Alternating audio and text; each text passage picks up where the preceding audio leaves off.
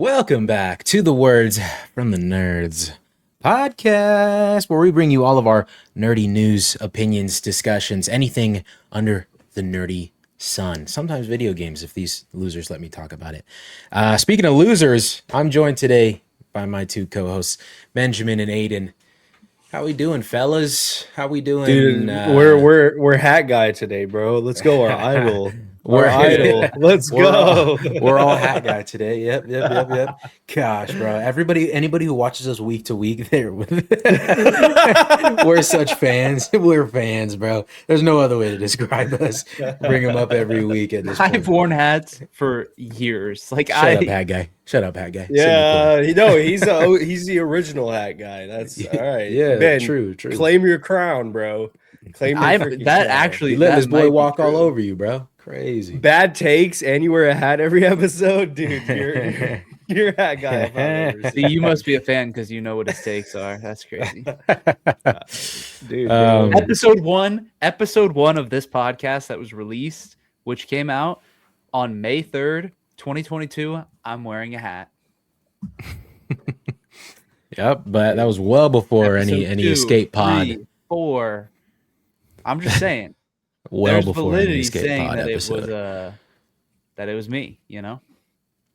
Hey, we'll stand in your corner. Me and Charlie are there, bro. Dude, I Yeah, don't exactly, even bro. see my hair anywhere. Okay. I see I'm not even trolling.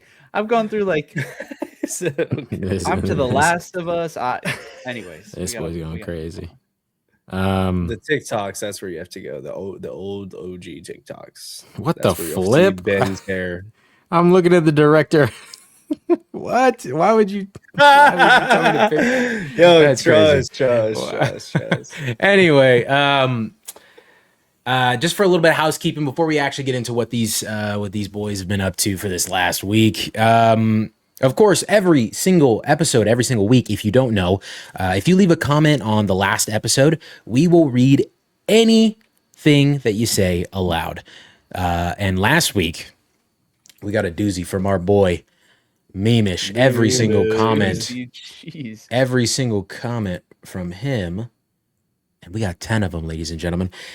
First off, he hits us with the classic hashtag best podcast ever. Thank you, Memish. Best film ever. Whenever we get around to watching that, we did see that you sent that to us. I thought you were gonna say best viewer. I mean that too. But yeah. Dang, okay. Best supporter. But then he goes on to say, if you guys had the choice of the Green Lantern ring, the Time Stone, or the 10 rings from Shang-Chi, what are you choosing? Time Stone. 100%. No. You're so wrong. Time Stone, bro. No. What the What are you gonna do with it? Dude, I will get think the that's winning actually a good lottery choice. numbers, go back in time, and make the winning Low-key. lottery numbers, Low-key. and then I don't have to work again a day in my life. I can just do You're gonna- this with y'all he's every spitting, single day. bro. Boom! Come on, He's get a spitting studio, low-key. bro. Come on. That's just lame. I just think that's lame. He's spitting low key. What What you are you just gonna do? Green Yeah, Lantern? what's your choice then? Yeah, Green Lantern. 10 rings. 10 rings. What? Shut That's up. actually Are you- objectively the worst Seriously? choice. That's- That is Yeah, objectively the worst choice. That is very bad. Because I don't want to just take something that's like overpowered and basically like completely overhauls my life. With the 10 rings, I'd basically become Spider-Man. I'm jumping around. What? I'm boosting myself. I'm jumping around. Okay, what are you talking about? I would become an actual real life superhero. Aiden wants to just get rich. Yeah, and you're gonna live forever too. Yeah, that doesn't sound great. So I don't know. Okay. I mean, Aiden literally picked the time stone. Like I don't.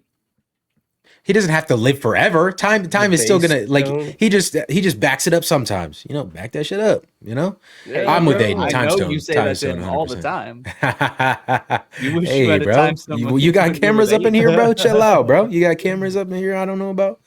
With Aiden, Almost you becoming- Why do you think Aiden's sick? I was sick the other week. Why do you think Aiden's geez, sick? today? dude. I know why he's sick. I went back in Confirmed time. it. My answer is Time Stone as well, Memish. Great question. Thank you, Memish. That was a fantastic question, actually. Really good. Then he goes on to say, did you guys see that Curry Barker got signed onto an 8-figure movie deal with Blumhouse Blumhouse. I think he's got so much movies under his belt now that I really don't want him to burn out, but I'm super happy nonetheless. He's got Texas Chainsaw and also the new Ghosts movie, and now this 8-figure deal. I did see that news. I'm very excited for the Texas Chainsaw movie. And I hate even saying this. I don't want to be a Debbie Downer, but I really hope that this wasn't like a one-time, caught fire. That's the thing. I think this, like, who would ever have the most, I'm sure I'm saying this as an exaggeration, but he might have the most eyes on him ever for a director that is making their second major movie. So I don't know. It'd be interesting. Other than like maybe like a Jordan Peele, I'd say it's equivalent to like Jordan Peele after after Get Out, yeah. So I don't know. I think it's sick, dude. I'm excited for Texas Chainsaw. I'm like insanely excited for that, but yeah, I don't know. A24 might put some AI twist in there, so who knows?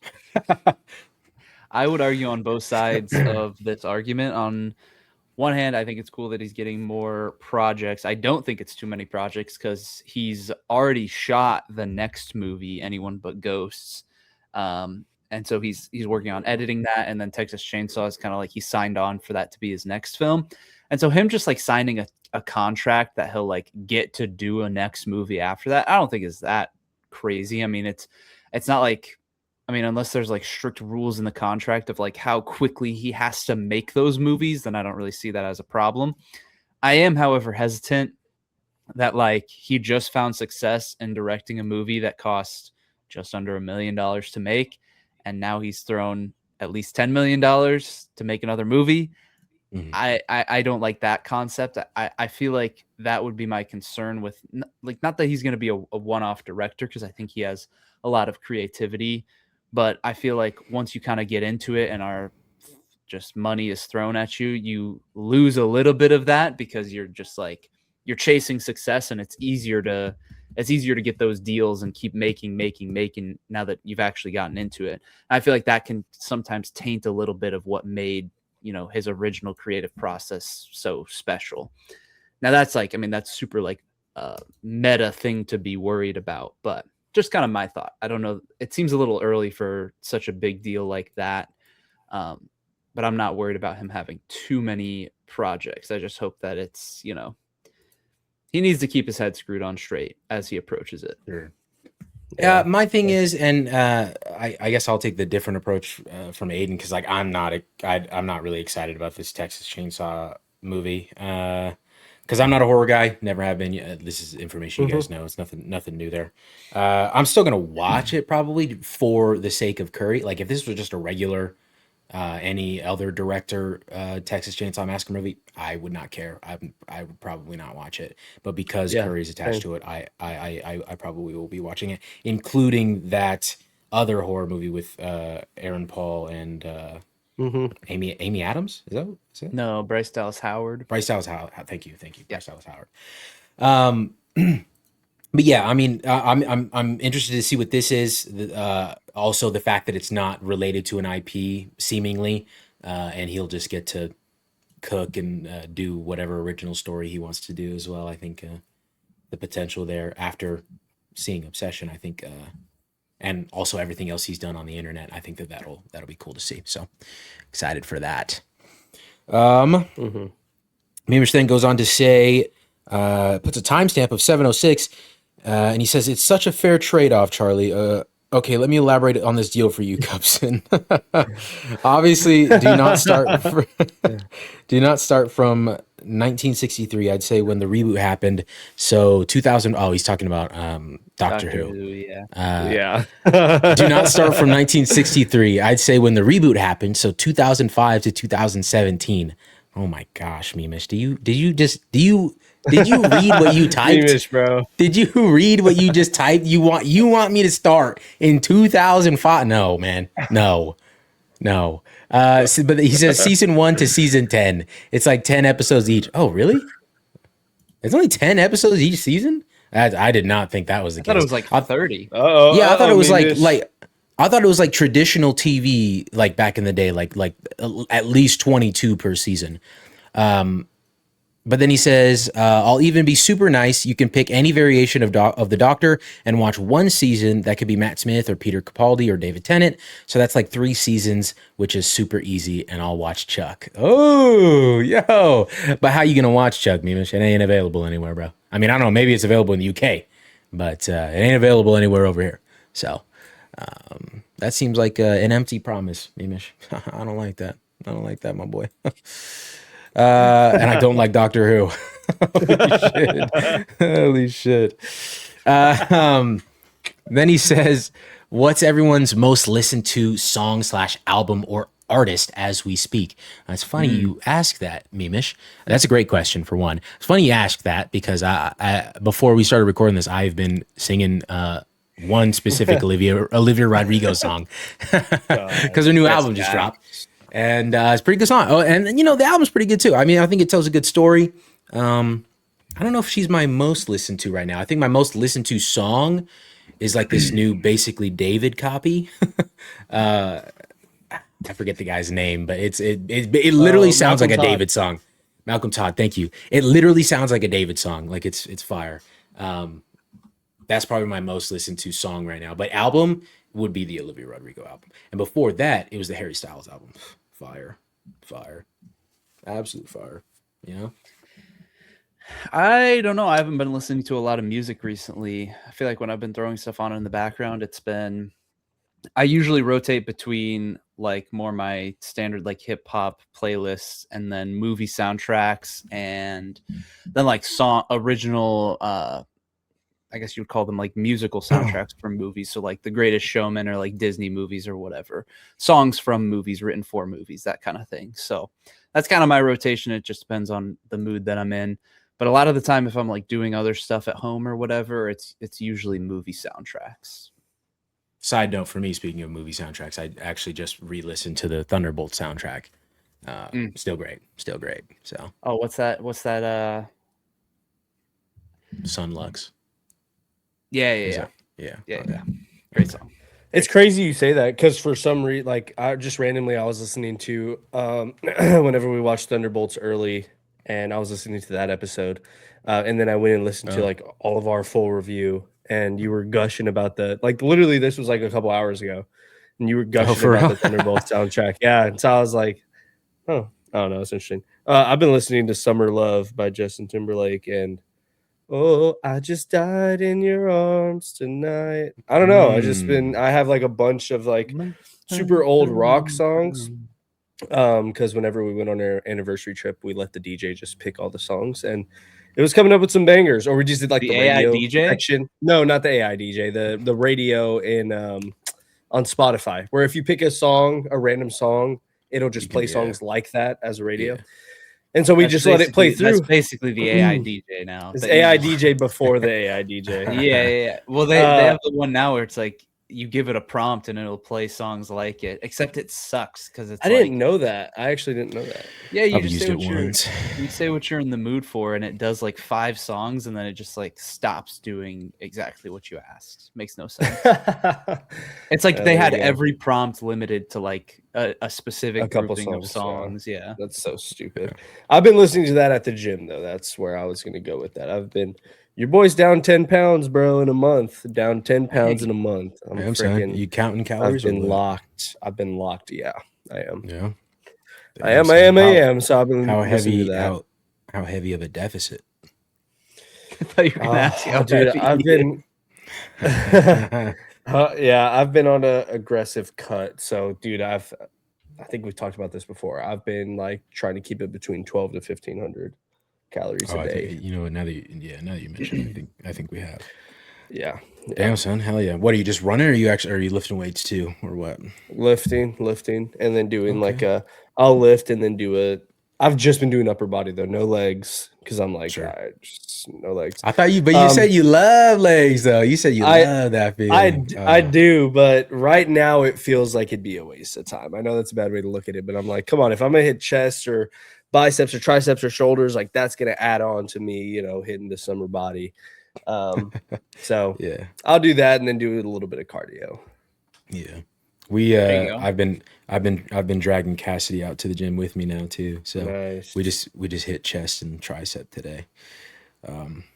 But dude, how hot is it over there? It's so hot here, man. Like I'm fighting the urge to not go. It was actually like 65 degrees yesterday. What? 65 degrees cloudy. I walked out and I was like, literally, what is happening right now? It was insane. I want that, bro. It was like 90 something today. It's been really weird weather out here yonder in the Midwest. Damn. Golly. It's been crazy. Another side note, I guess, for the album discussion. I also found this I guess it's pronounced Lave girl, but it's spelled Lafe, I found her because of the God of War discussions. Laffy, yeah. I found her because of the God of War discussions and whatnot, and people have been talking about her. Honestly, pretty good stuff. Can't lie. It's like old timey, like it's like of a different era. But is it lo-fi? No, honestly, like it sounds like they should have played it during like Spider Noir. Like if they were to it's like, oh, interesting. Yeah, it's like that kind of stuff. I would play you some, but we're trying to make so much money on this podcast, we don't want to get monetized.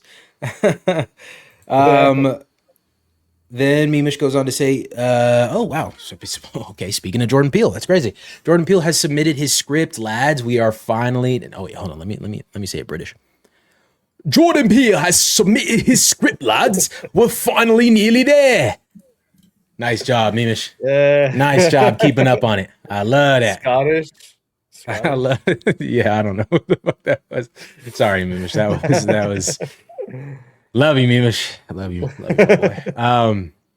Yeah, that's exciting. Actually, I didn't know that the script wasn't done yet. So when I saw that was news to me. I honestly thought the movie had like been shot and we didn't know about it, and it was going to be coming out like at the end of next year, maybe.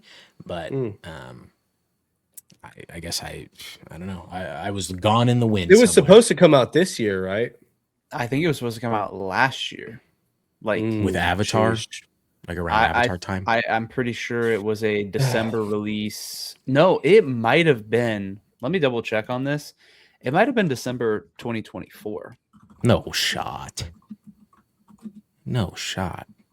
When did Nope come out? That would have been like two years after Nope.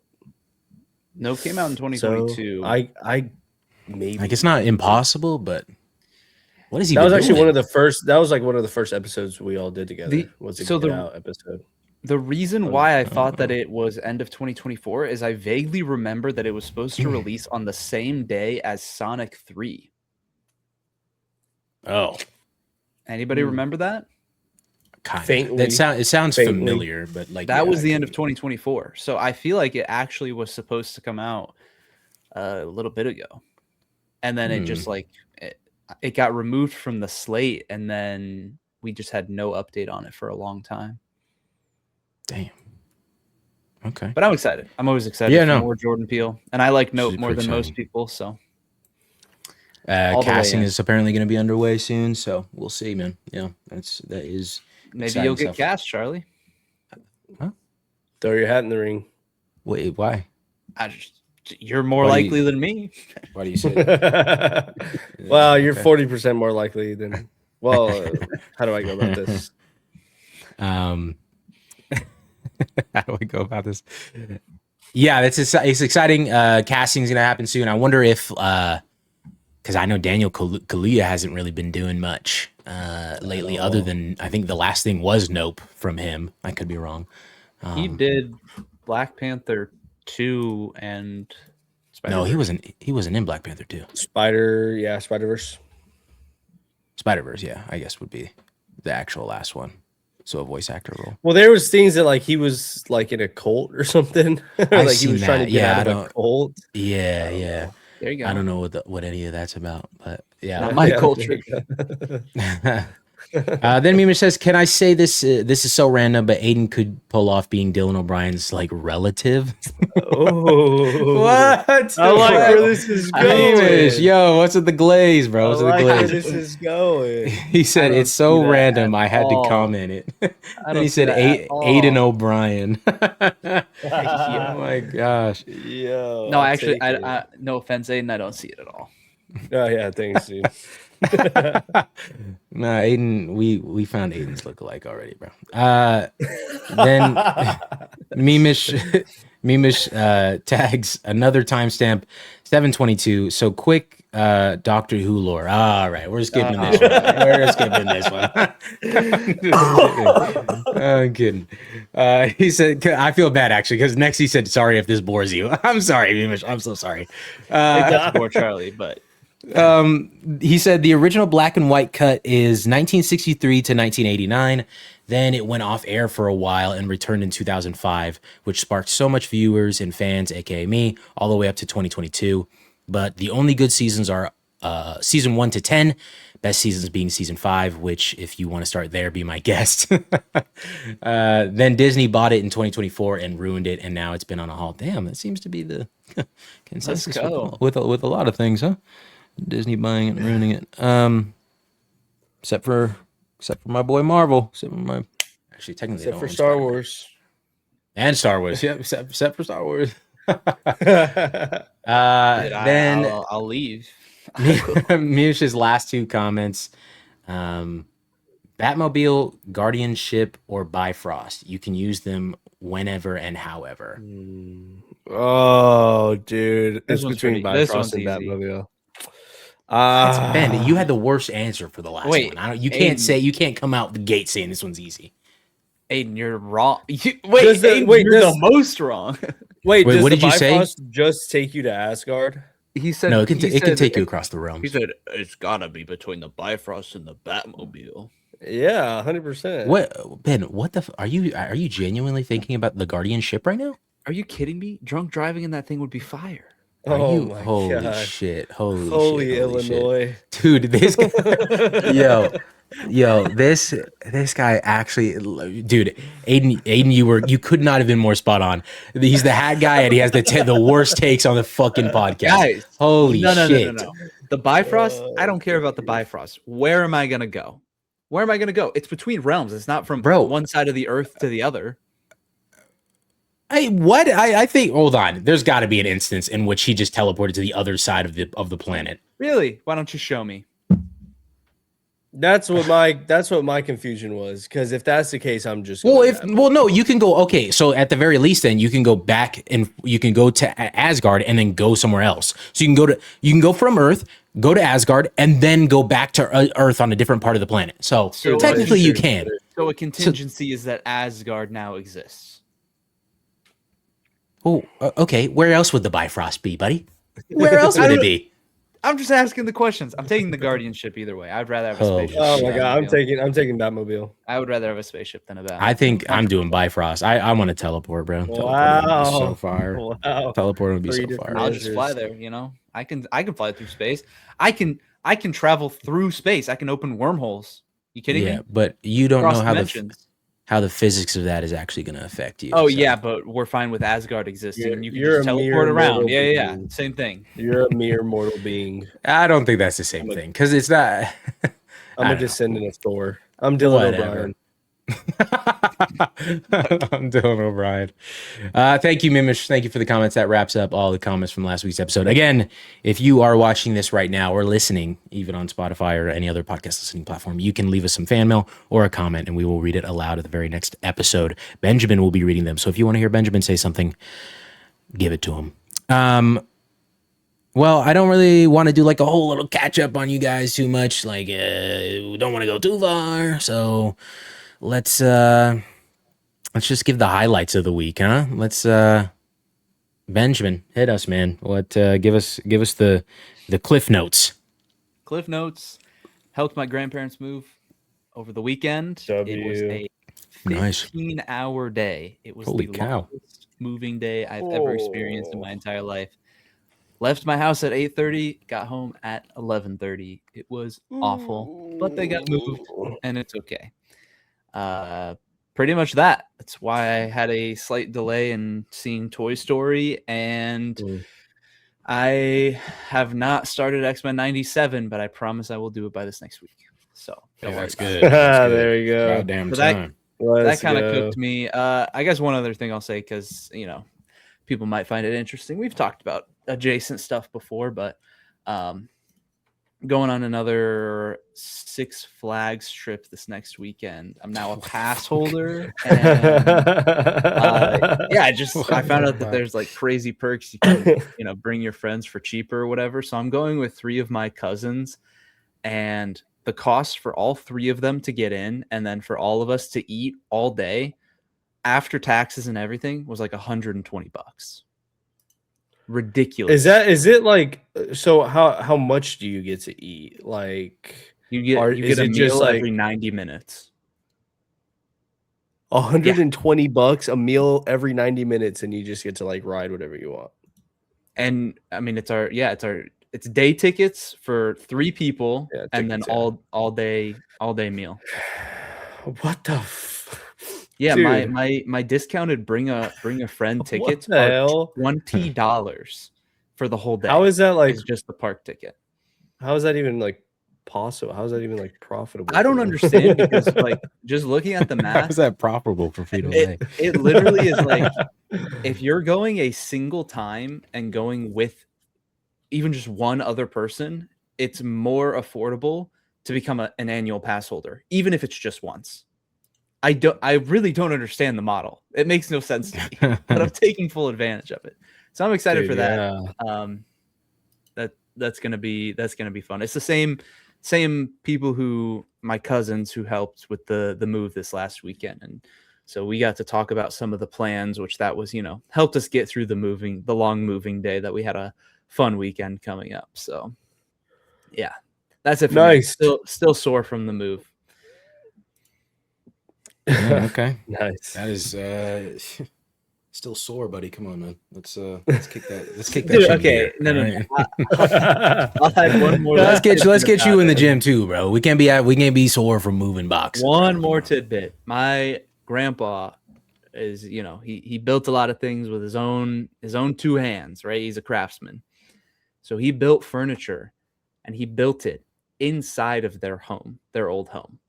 And so we had huge solid wooden TV stands that like literally couldn't fit through the door, and we had to like break off wood pieces in order for stuff to fit through the door. And it's the heaviest furniture you've ever lifted. It's ridiculous.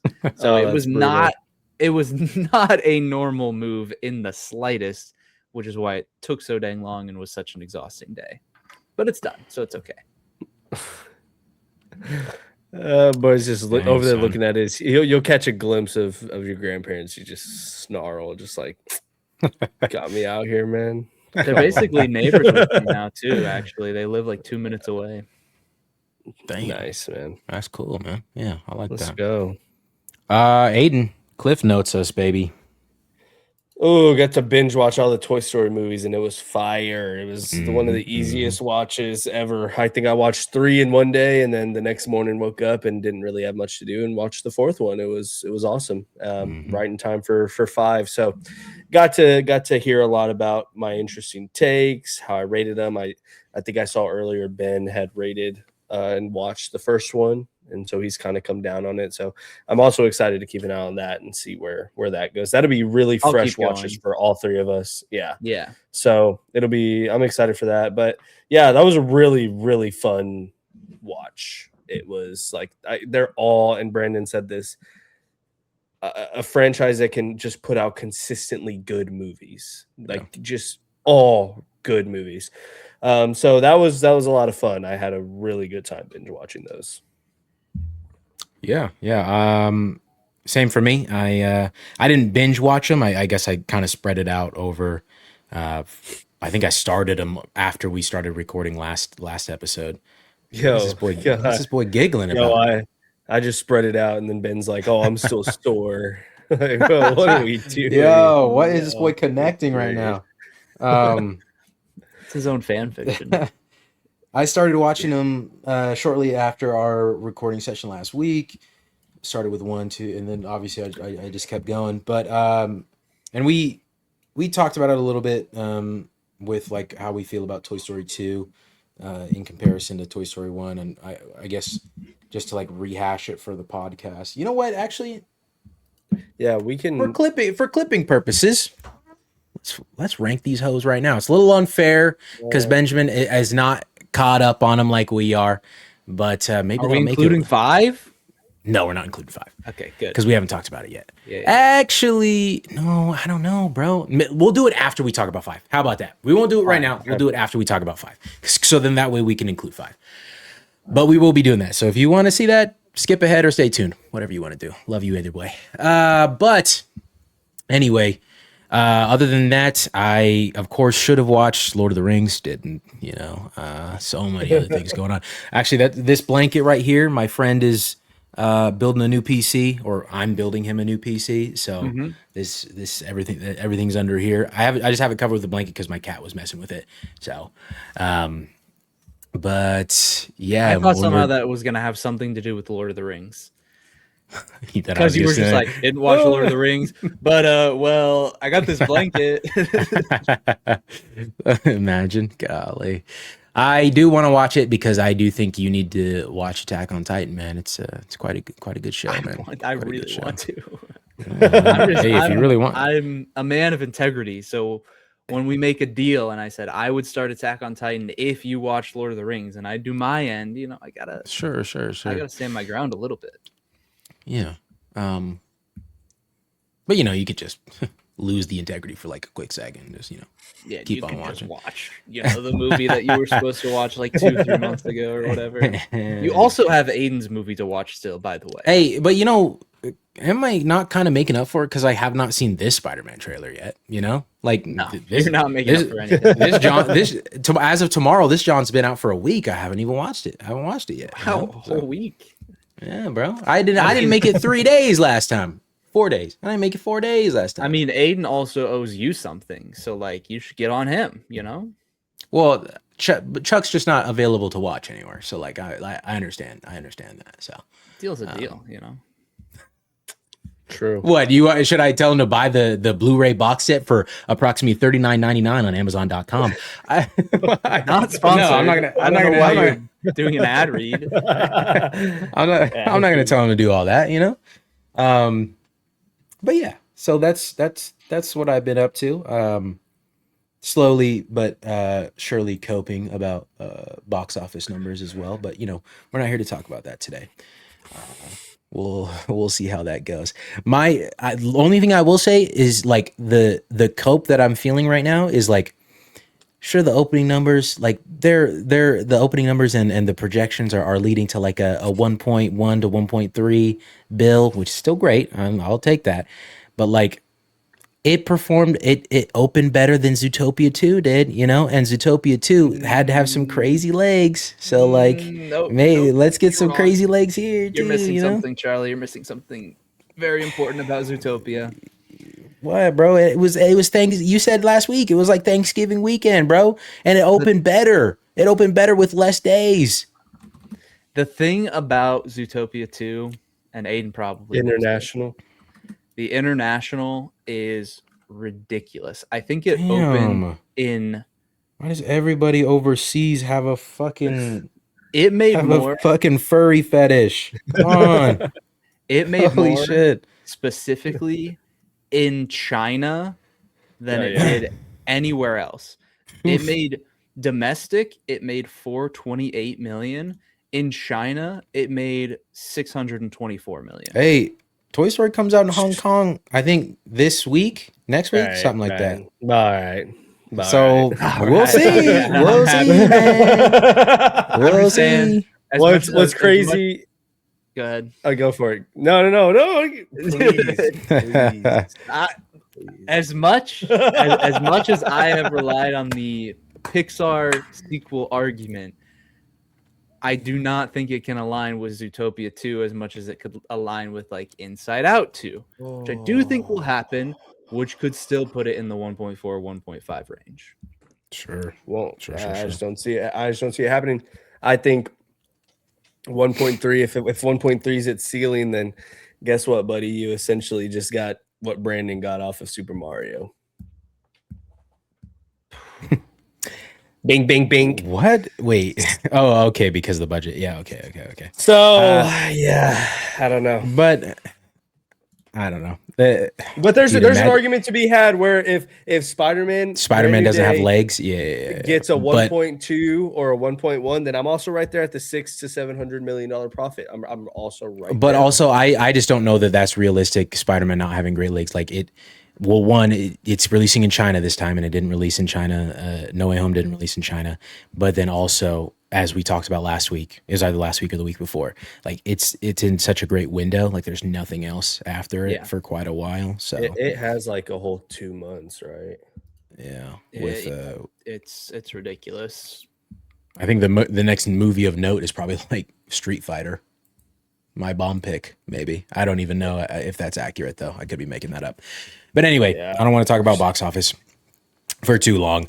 I specifically actually want to talk about our other draft, our Rotten Tomatoes draft. Which one should I share? I guess this one. Nope. Oh, that's the nope. Whoa. What am I doing? What am I doing? Oh, look at this boy. What am I doing? Whoopsie. Look at that boy. Wrong screen. That boy's locked in the Attack on Titan wallpaper. Wow. Ben, you didn't see, there was no spoilers on that, right? I hope there wasn't.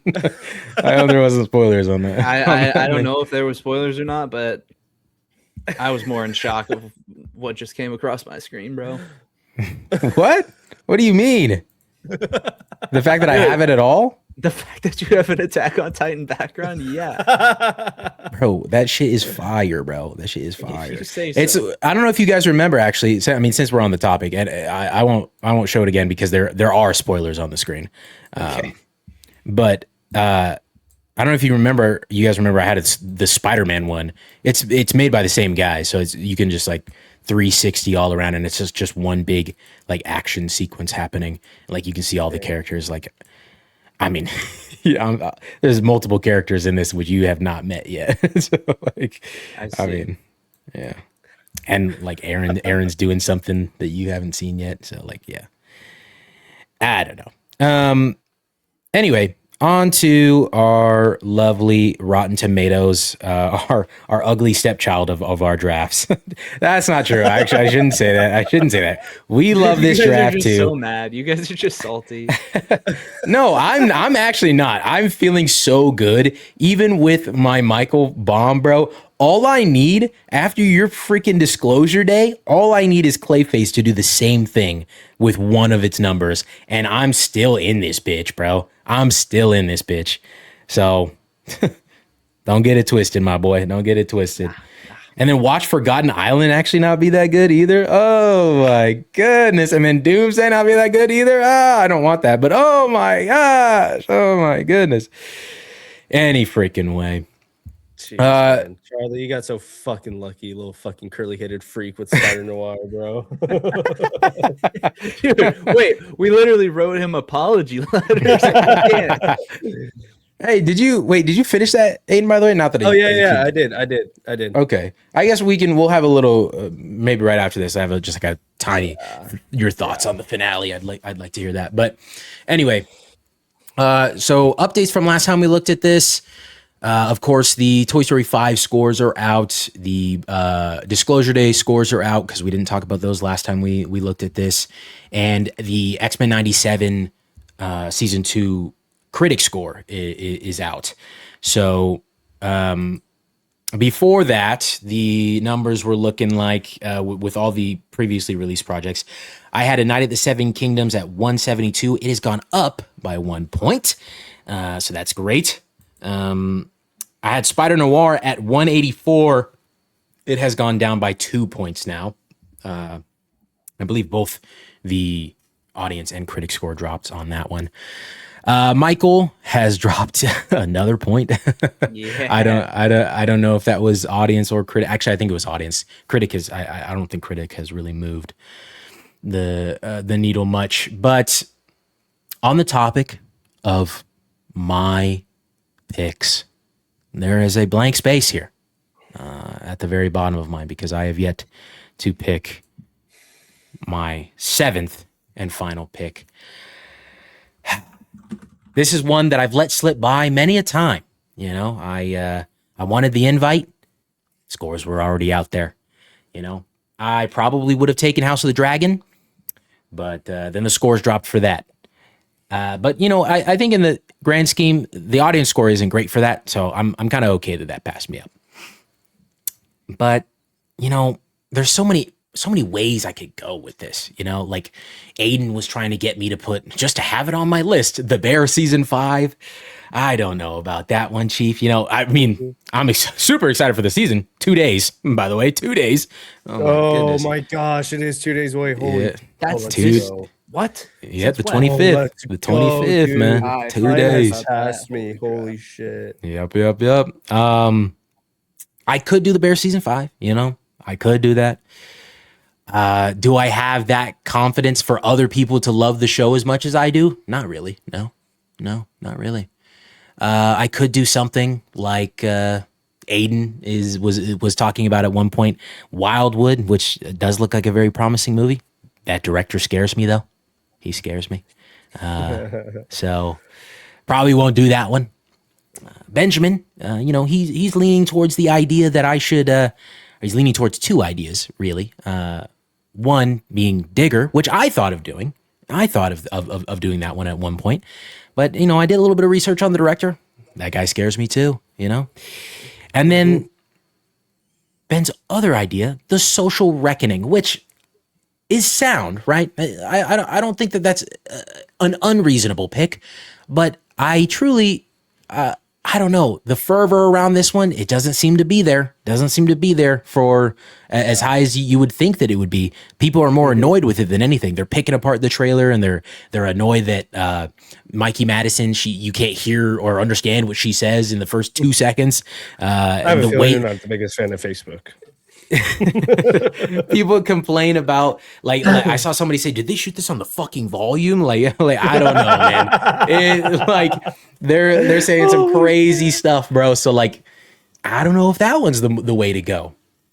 So this is a little bit fake of me, but I'm playing to win at this point. I gotta play to win. I have no clue what you're about to say. I don't either. I don't either. I think I have one guess. I do have one guess, actually. I have worries for this, and I have pros how I think this could work. I have mentioned this before, but I'm playing to win, and I said there was a reason I didn't want to do this one, but I'm drafting Tony at my number 7, number 7 spot. Tony, the Anthony Bourdain biopic. Yeah. See, and that's what scares me. Just after Michael, biopic scares me. I feel like there's such a at least critic wise, there's such an idea and a bias that they might go in with where it needs to be super impressive in order for it to get any sort of good or favorable opinion leaving the theater. I hope that isn't the case here. Truly, I do. I said I didn't want to pick this previously in previous episodes because I don't know that I have much interest in watching this movie, and I didn't want to be fake and pick something just because I think it would do well. I wanted to pick something that I would also enjoy watching. But at this point, as we've stated before, Benjamin is in such a great spot that we kind of need to play to try to win here. So, I think. Yep. From everything that I have left available to me, other than maybe Wildwood, if Travis Knight can just pull some greatness out of his ass, which it does look good. I won't lie, it does look good. From the previous trailer that I saw, or the breakdown of the stop motion animation of it, it does look decently good. But I think that this is probably my more surefire shot to get in there. So interesting. Yeah. The director is the director of as Aiden knows, Nirvana, the band, the show, the movie. Nirvana, the band, the show, the movie, which I saw is for rent. I didn't know you could rent movies on Letterboxd. Yeah, their video store. Yeah, that's a new thing. Oh, okay. I think it came out like a year and a half ago. Gotcha. Okay. Interesting. I mean, that's cool. I don't know if I'd actually rent it from there, but yeah, that's cool. But yeah, same director there, and he has some great history with Rotten Tomatoes stuff. So I don't know. We'll see.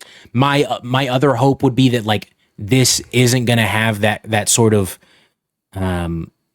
marketing push that's really going to get seen by a lot of people. So the people that it does get seen by are people that like care about Anthony Bourdain and cooking and everything like that, and they'll be more appreciative of it, maybe ideally, and it just won't have that widespread audience to maybe shift the audience score in one way or the other. So, well, maybe even the critic score. I don't even see this one getting like the same amount of critic reviews as something like Toy Story. So, I don't know. Yeah. I wouldn't have picked this personally. I think it's too risky. I mean, I know you're playing to win, but this is either going to be an insanely great pick or it's going to kill your season. Sure. Aiden, can we each pick a project to like bet against this as like what we would pick in Charlie's shoes and just see if we made a better choice? Yeah. You can take Wildwood if you want.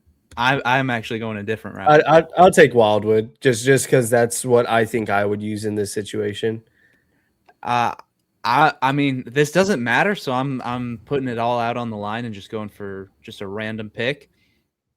Zach Krager's Resident Evil. Oh, yo, I actually completely forgot about that. Charlie, that was the one that I actually thought, okay, I could see him taking this, but feeling like when you said I feel a bit disingenuous, I thought it's just because like you're not a big Weapons fan, like you haven't liked any of his movies really. Yeah. But like and you have seen that they like do pretty well. Yeah. At least when it comes to critic and audience perception. So dang. I you know what? I'm not upset with that. I don't know that I would have picked that instead, but I did completely forget that movie's coming out. So I don't know that I would have picked it instead though. So yeah, I don't know, because that one's a hard one. Just like that one, I could see that one getting review bombed by audience just because of like it's already gotten some backlash from quote unquote like hardcore fans of Resident Evil. Are you a hardcore fan? No, I've never played a single Resident Evil game. I'm not even a fan, I would say. I've never played any of them. But I don't know. I could see that turning out decently bad for the audience score. Maybe nothing too detrimental, but I don't know. We'll see. And actually, now that we mentioned it, I think that is the next big movie that comes out after Spider-Man is Resident Evil, because I think that's September, right? I think that's September sometime. I think so. Mm-hmm. But it's a horror movie, different audiences. So anyway, Tony is my number 7 pick. But as for everybody else's lists, Benjamin, as of last week, was sitting without, or last time we looked at this, not last week, was sitting without Disclosure Day scores. So, actually, and I should mention my total now is 677 points, putting me back into first place. Benjamin did not have Disclosure Day scores last time we talked about this. Now he does. He hasn't really had any movement on any other scores. Project Hail Mary stayed the same, and Invincible stayed the same. So just Disclosure Day netted him another 151 points, bringing him to 527 with only 3 projects released. Golly, man. 3 projects. I'm sitting at 4. 677, and Aiden is sitting at 4. 3.5. 3.5. 3.5. Yeah. I guess because X-Men isn't fully released for audience scores. Bro, if X-Men hits a quick 100 from the audience, then Aiden could surpass you. No, true. I would surpass him. I would just also only have 3 more. Well, we would both have 3 more. Yeah, we'd both have 3 more. Yeah, you could be ahead of Charlie. Dude, it's Michael, bro. It's Mike, that 135, bro. Yeah, well, whatever. I mean, beef and drama just completely killed me. One of us didn't bid any tickets for Michael. That's all I'm gonna say. Shut up. Facts. But Aiden, speaking of beef for you, dude, beef just keeps climbing. I think last time we talked about it went up 5 points and went up another 2 points for you. Oh wow, nice. Yeah. So and then the drama went down 1 point. I believe that was from audience.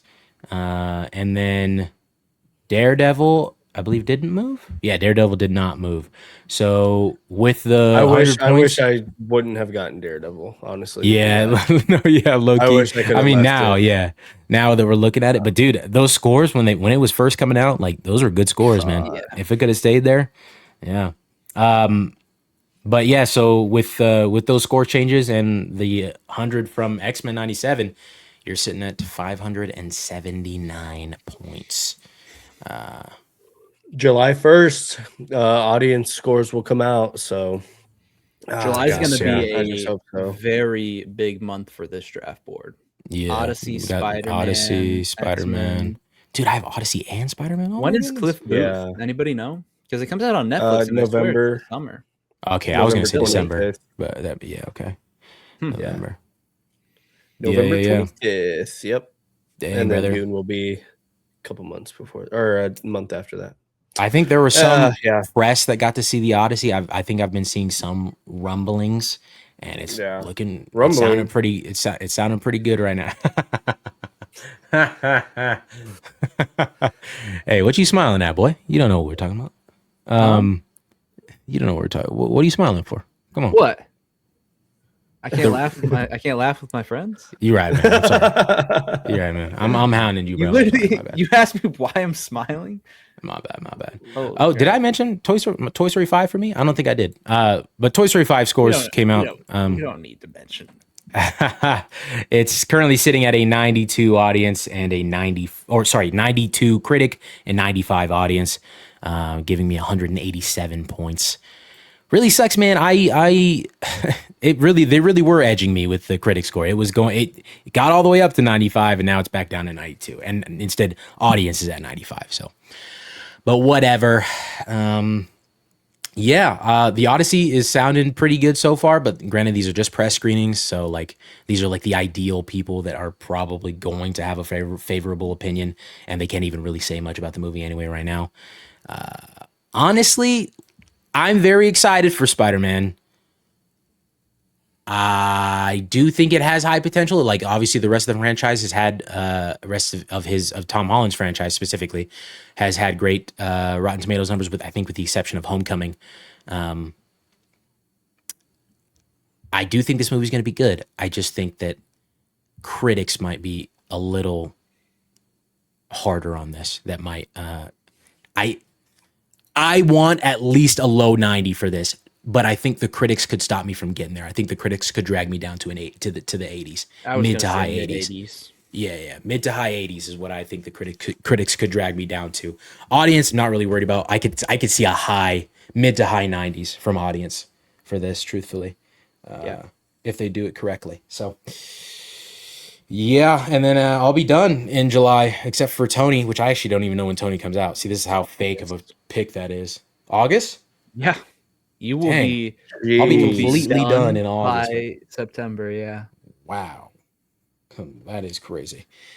That Ben, you finished first last year, right? You were done by summer. I was done by like July. I think July. Superman was like one of my last projects. Yeah. Dang, and you're dragging us all the way to the end. You're dragging us all the way to the end. Hey, scroll up a little bit. Oh, and Aiden. Right. And I guess, Aiden is too. So same day. Yep. Crazy. Come on, did you forget, bro? Yeah, of course I did. Because fuck this movie. What? Just kidding. Yeah, you get the privilege of watching the movie in my theater. That is, without you. Isn't that crazy? Because you're a fucking fucked up friend and you didn't get us IMAX 70mm tickets, bro. Yeah, you didn't commit to the trip soon enough.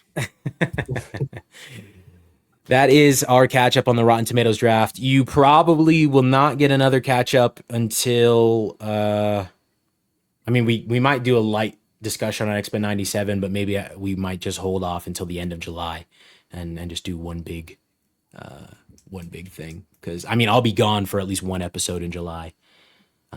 We have a lot to do in July because it's mid-year recap. We have to draft for winter or fall, whatever, box office. Yep. Odyssey, Spider-Man, all the stuff. And we have the 150th episode of the podcast as well. So That's mostly on you. Sure. We could do that right now. We could do it right. I'm so locked. I'm so locked, bro. I don't believe that you are prepared for it. Right. All right. You don't have to believe it. I'm telling you, if we could stop recording this episode right now, start a new recording, and I could drop that shit right now. I'm telling you. You don't even have a suit and tie on. Remember that? Remember when I showed up in business cash? Right. No, I'll one up you, bro. I'll put the braids back in. You'll see. Braids and some aviators, you know. Yeah. So anyway, moving on to the topic of discussion for the week, I believe. I don't think we have anything else to touch on. Oh, wait, no, Aiden. We wanted to hear your thoughts on the finale of Spider Noir real quick. Yeah, super fast speed run. I thought it was pretty good. I'm at about like an 8 out of 10. I feel like I maybe wanted a little bit more out of it towards the end. Maybe some more character work. I think the Ben Reilly stuff is good. I feel like it could have been great. I feel like the stuff with the Sinister Six that we were setting up, Electro is literally just the most plain surface level villain of all time. And yeah, so we just didn't get to see a lot from there. They tried with Flint a little bit, and it was good. And I could appreciate what they were going for. Again, I feel like there could have been a lot more. So I liked it. I had a good time with it. I felt like it was on pace to be one of the best shows this year, in discussion for one of the best shows this year. And I'd have to look at my list, but I still do think it's up there. I'm just a little bit lower on how we finish the show off. But yeah, overall I had a good time with it. And I think the colors are just fantastic. I watched the last 2 episodes in color and I did not regret it at all. So it's very, very cool. Very I can give some thumbs up where thumbs up are deserved. So Phil Lord, Chris Miller, I mean, everyone that worked on this, keep doing your freaking thing. It was awesome. Did they miss like ever? I would say, are you talking about Phil Lord and Chris Miller? Have they missed? I would say Cloudy with a Chance of Meatballs kind of ass. Okay. Sure. If they have, it's been a while, because their recent trajectory, Spider Noir, the Spider-Verse films, Project Hail Mary, 24 Jump Street, bro. I need them back for that, bro. Oh, yeah. Come on, man. Gosh. I was so excited. We didn't talk about that. We haven't talked about that yet, but I'm so excited. So that's something I have like such core memories of watching that with John for the first time ever when we were in high school. Because that was like, when you watch it at a certain young age, like that's like such an edgy like comedy movie, both of them to get into. So we watched those movies, and I remember for the longest time, like if you would ask like, what are the top movies that you like pray that we get a sequel to, if you could just pick right now, our answers were always a sequel to Tron Legacy, a sequel to the Jump Street movies, not a sequel, kind of a sequel, but not really a sequel. A sequel to the Jump Street franchise, and then I don't even know what a third one would have been. But though, like that was one of the ones where it's like we wanted a new one so badly, it almost didn't feel real the other day when they just like dropped. Dude, it was just so random. It was so random. And they just like posted a picture of like the script is done, and it's like, okay, that's crazy. Didn't even know it was in development, and then here's the script. So exciting. God, it's gonna be so good, dude. Seriously. I'm excited. Can't wait. But yes, now on to our main topic of the episode.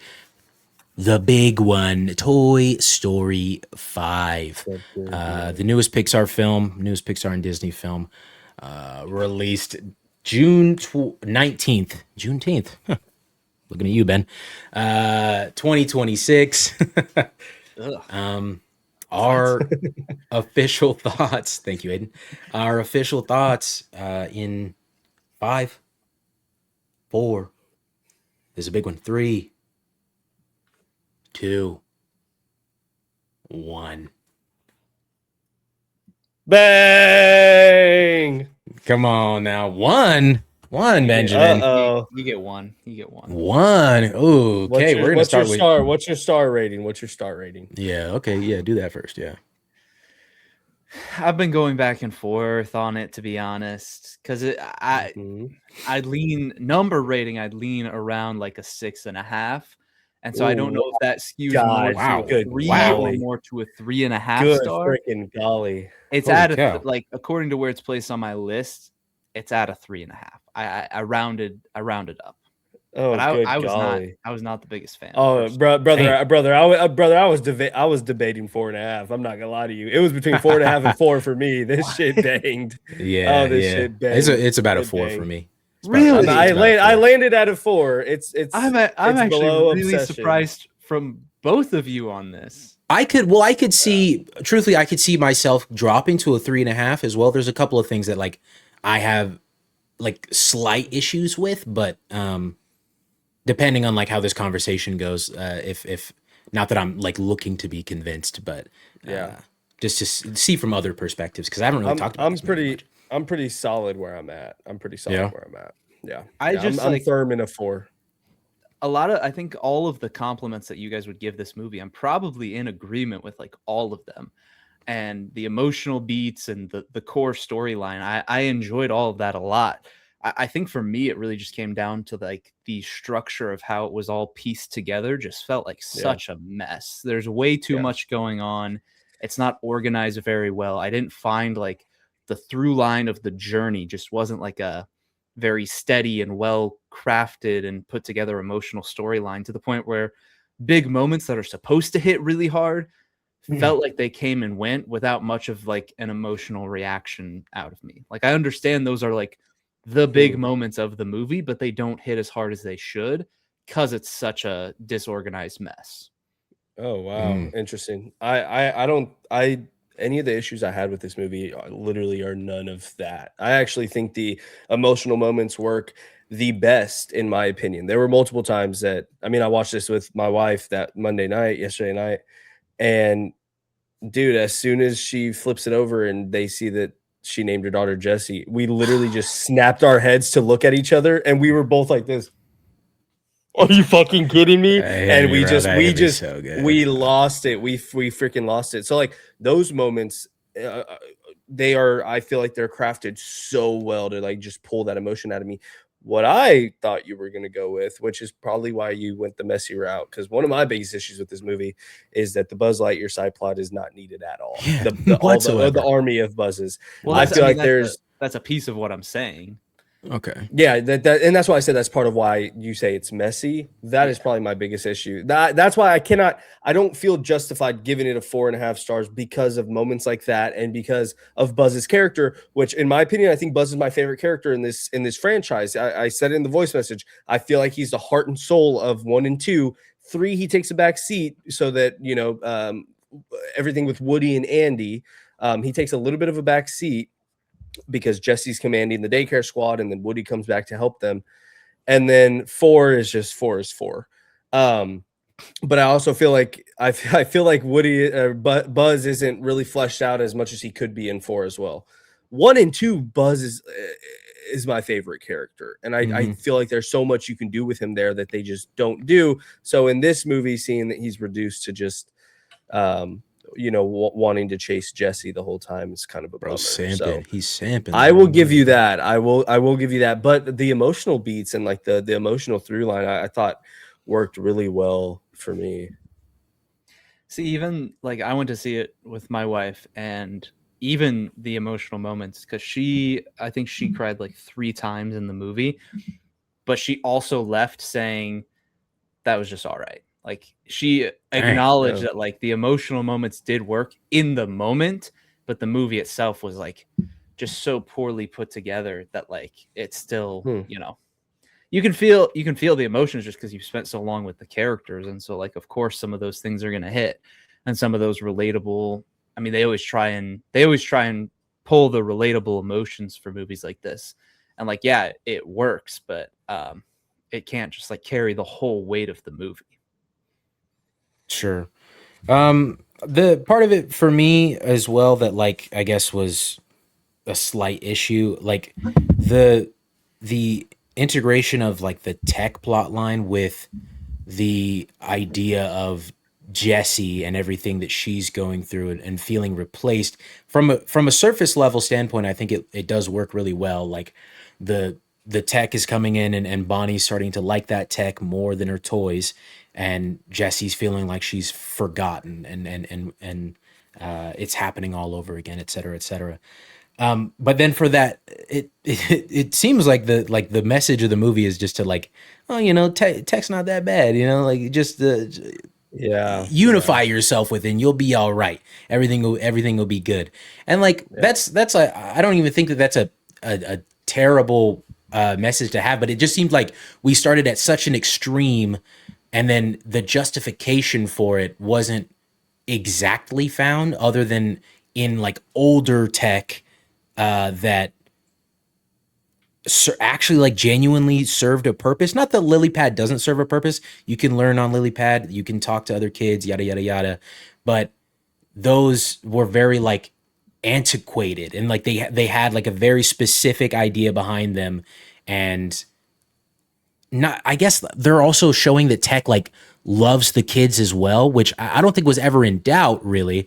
But lily pad's whole arc was just that she thought about it in a different way and didn't know how to properly take care of Bonnie as it pertains to other kids and whatnot. And also, maybe that's a little bit of a problem for me as well, is like the instantaneous flip from lily pad. Even though it makes sense, like I get it, like she's seeing that Bonnie's sad, but why does she pin that on herself? Because she could look at that, from what I know about lily pad in the movie already, she could look at the fact that Bonnie's in this situation is because Woody and Buzz were chasing lily pad around and screamed, share that photo everywhere. Like lily pad was never going to do that. Lily pad wasn't going to do that. So like, why is she upset with herself more so than the toys?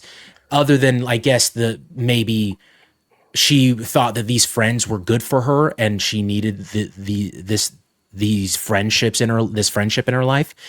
But I also don't really put that on lily pad. Bonnie needed friends, and like these were the first friends that she had the ability to make.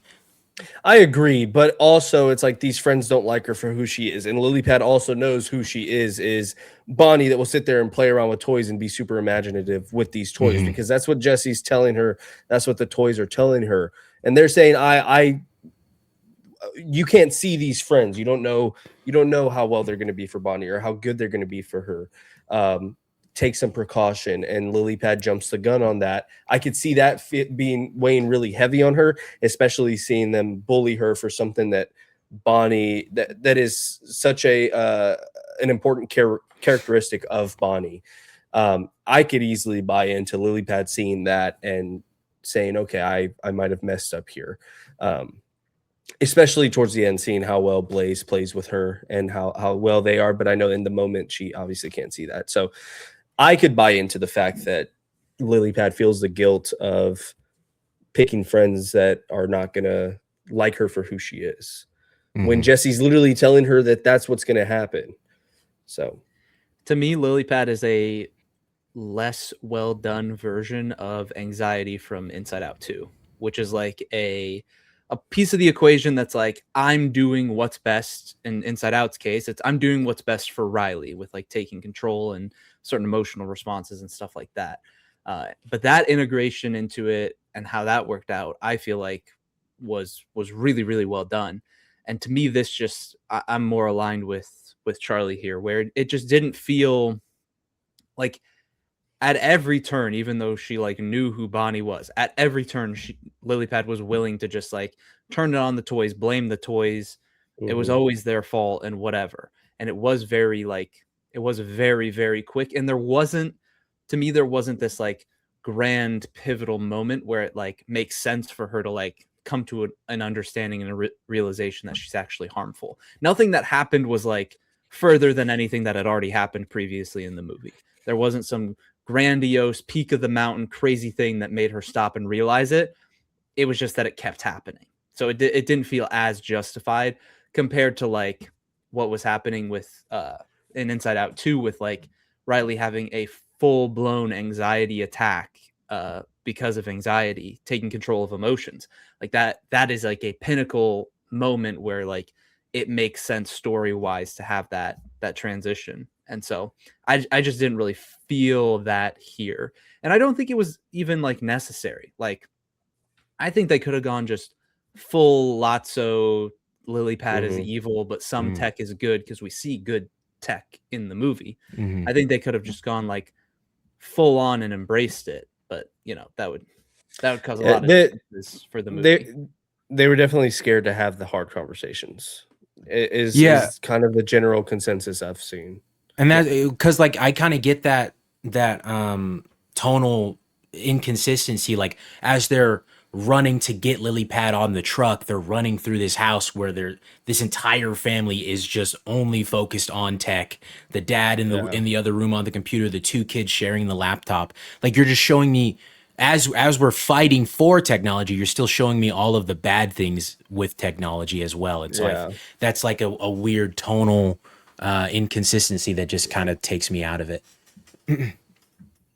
That's fair. That's fair. And I talked to Brandon a lot about it after the movie, because he was flaming the absolute shit out of me for not liking Toy Story 2, which, like, valid. Toy Story 2 is not good. It's fine. I'm saying that to trigger him, but seriously, I mean, it's just a fun movie. So whatever. I'd have this and 4 right there together, snuggling up.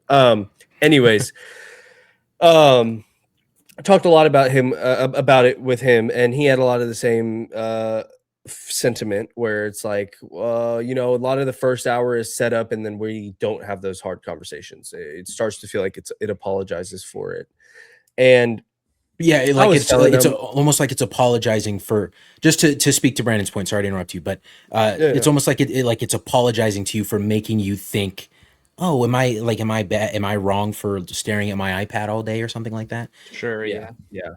It's a lot of willing to make Bonnie, like, they made Bonnie way more like sad and affected by things than I thought that they would. She was depressed half the movie. I don't know what her parents were doing, because I mean, they said they were gonna, after day 1 they're gonna implement a screen time limitations. Never saw that. Never happened. What the hell? Even them, they're just buried in their phone most of the movie too. Yeah. So I don't know. It is inconsistent to kind of show a lot of the bad, but then circle back to the good. And I think a lot of the mess in the third act comes from Lily Pad donating herself, right? Like her essentially sacrificing herself. And then it's like, is any of this really needed? Could I see this movie and, could we take this Buzz Lightyear army out and take away the Lily Pad sacrifice? And could we still have a nice, coherent movie? I think we would have a more coherent movie. I think we would have less of a messy third act. And so that's why I couldn't give it a 4.5, because those skips and jumps that we go through in terms of the devices storyline. Yeah, you're right. It does feel like it's a unify. Hey, look, you can find a balance. Look at what Blaze is doing. She has a balance of this and still going outside and playing with her toys, which is like, okay, yeah, that's fine. But, I'm pretty sure we all went into this knowing, like, devices versus toys. Wow, this is going to cook. Yeah. This could be really good. Yeah. They could play with a lot of really good things here. And instead, it's like they teetered the line and then they pull back a little bit. Yeah. Which, like, I mean, you and I, like, we still found enjoyment in everything that they had to say otherwise. And even some elements within that were still handled good enough to make me enjoy it. But like, to say my piece on the Buzz stuff, I hinted at this a little bit when we were talking about Toy Story 2 in the voice notes. Like, what is with their obsession and Buzz and having him, like, be the toy that just actually thinks he's like, why do we need almost every movie now? We need to have Buzz, a moment of Buzz or a version of Buzz just believing that he's actually Buzz Lightyear, and then we have to be, oh my gosh, this is so annoying. Like, dude, like, at this point, like, you did it in the first one with actual Buzz, and like, that's fine. Like, it's the first movie. Okay. You did it in Toy Story 2 with a random Buzz that isn't Buzz, but like, he's still tags along for the adventure. You did it in Toy Story 3 for a little tiny section before he goes to Hispanic Buzz, Latino Buzz, and then I think they don't. The only time they don't do it is Toy Story 4. So, like, it's just, I'm personally so tired of that by now. And also, yeah, I don't think that they even needed to be in this whatsoever. Because like, how are you're telling me a story about kids abandoning toys altogether for technology, but then you're showing me a toy that has technology integrated in it, and like what? But it's not the same. You don't use that toy the same way that they're using this technology. It's not like you play games on the toy. The toy is still a toy. It just has tech in it, like almost has like a Wi-Fi, like it's a hotspot or something like that, like the buzz hotspot. Like dude, I don't know, bro. We don't question the stuff that they were pulling off at this movie. Dude. Like I don't know, like that also just doesn't work with the story that they're telling, because like this is a toy. Like you can make it a high-tech version, but it's still just a toy. It's like kids aren't gonna why are companies this like a, maybe that's why it was on the island, I guess, but it looks like you could just say that just fell off of a ship of a ship while it was on its way to America or something. Like I don't know, why would you show me these companies still making this toy if like I don't know.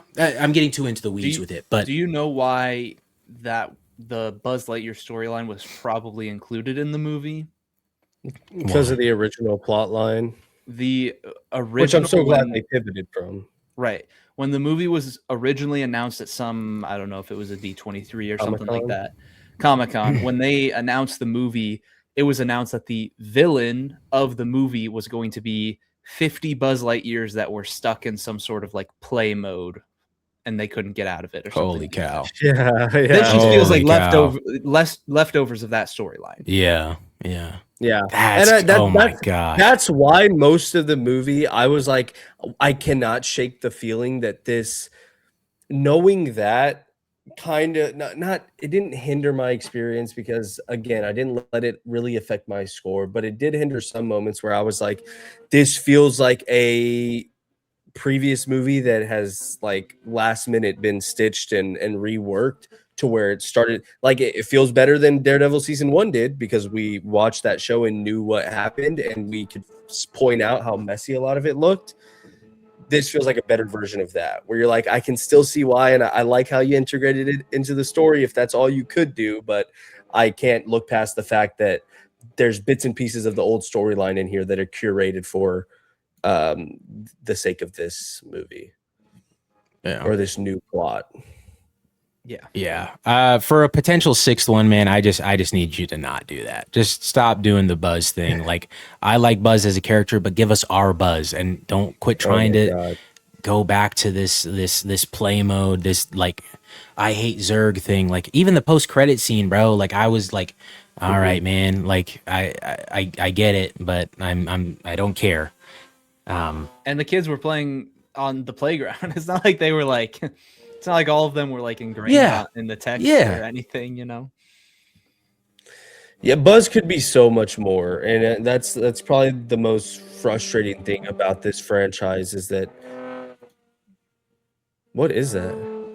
Sorry, she's vacuuming. Hold on, I'll mute. Oh, I was like, oh, somebody's probably racing outside of his house. In his neighborhood, probably. Buzz could be so much more throughout all of these movies, and I just feel like he isn't. Like, he was also one of Andy's first toys. Like, I know that Woody is kind of the main guy and main head honcho for Andy throughout the first 3 movies. But that is also all that Buzz has ever known. You know, he gets shifted, he gets taken out of, you know, the whole buzz of it all in the first movie, and has that come to Jesus moment with Woody that I am a toy and I'm Andy's toy. He gets marked, and like they do a little bit of it in Toy Story 2. I wouldn't say a little bit of it. He does lead a whole like expedition to go find Woody, because Woody is the reason why he is the way he is now. But like, I feel like they could do a whole lot more. I feel like they forget that Buzz is like main character 2, you know, in right next to Woody.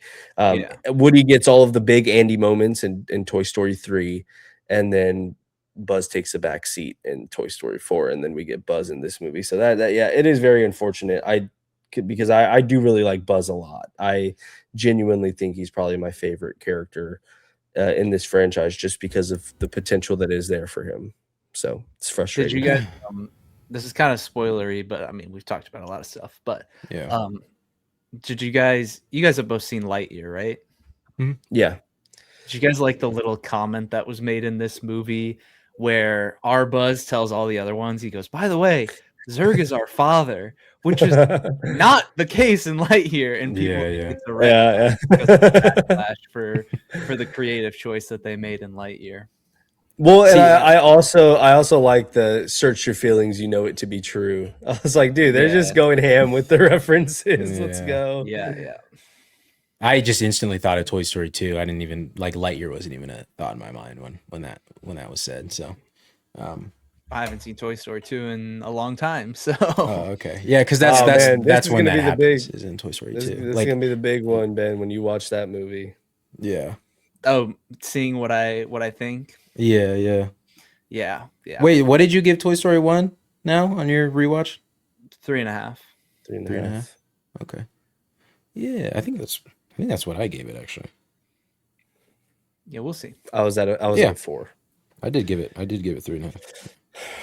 Yeah. But anyway, yeah, Toy Story 5. So with that, let's rank the Toy Story movies, huh?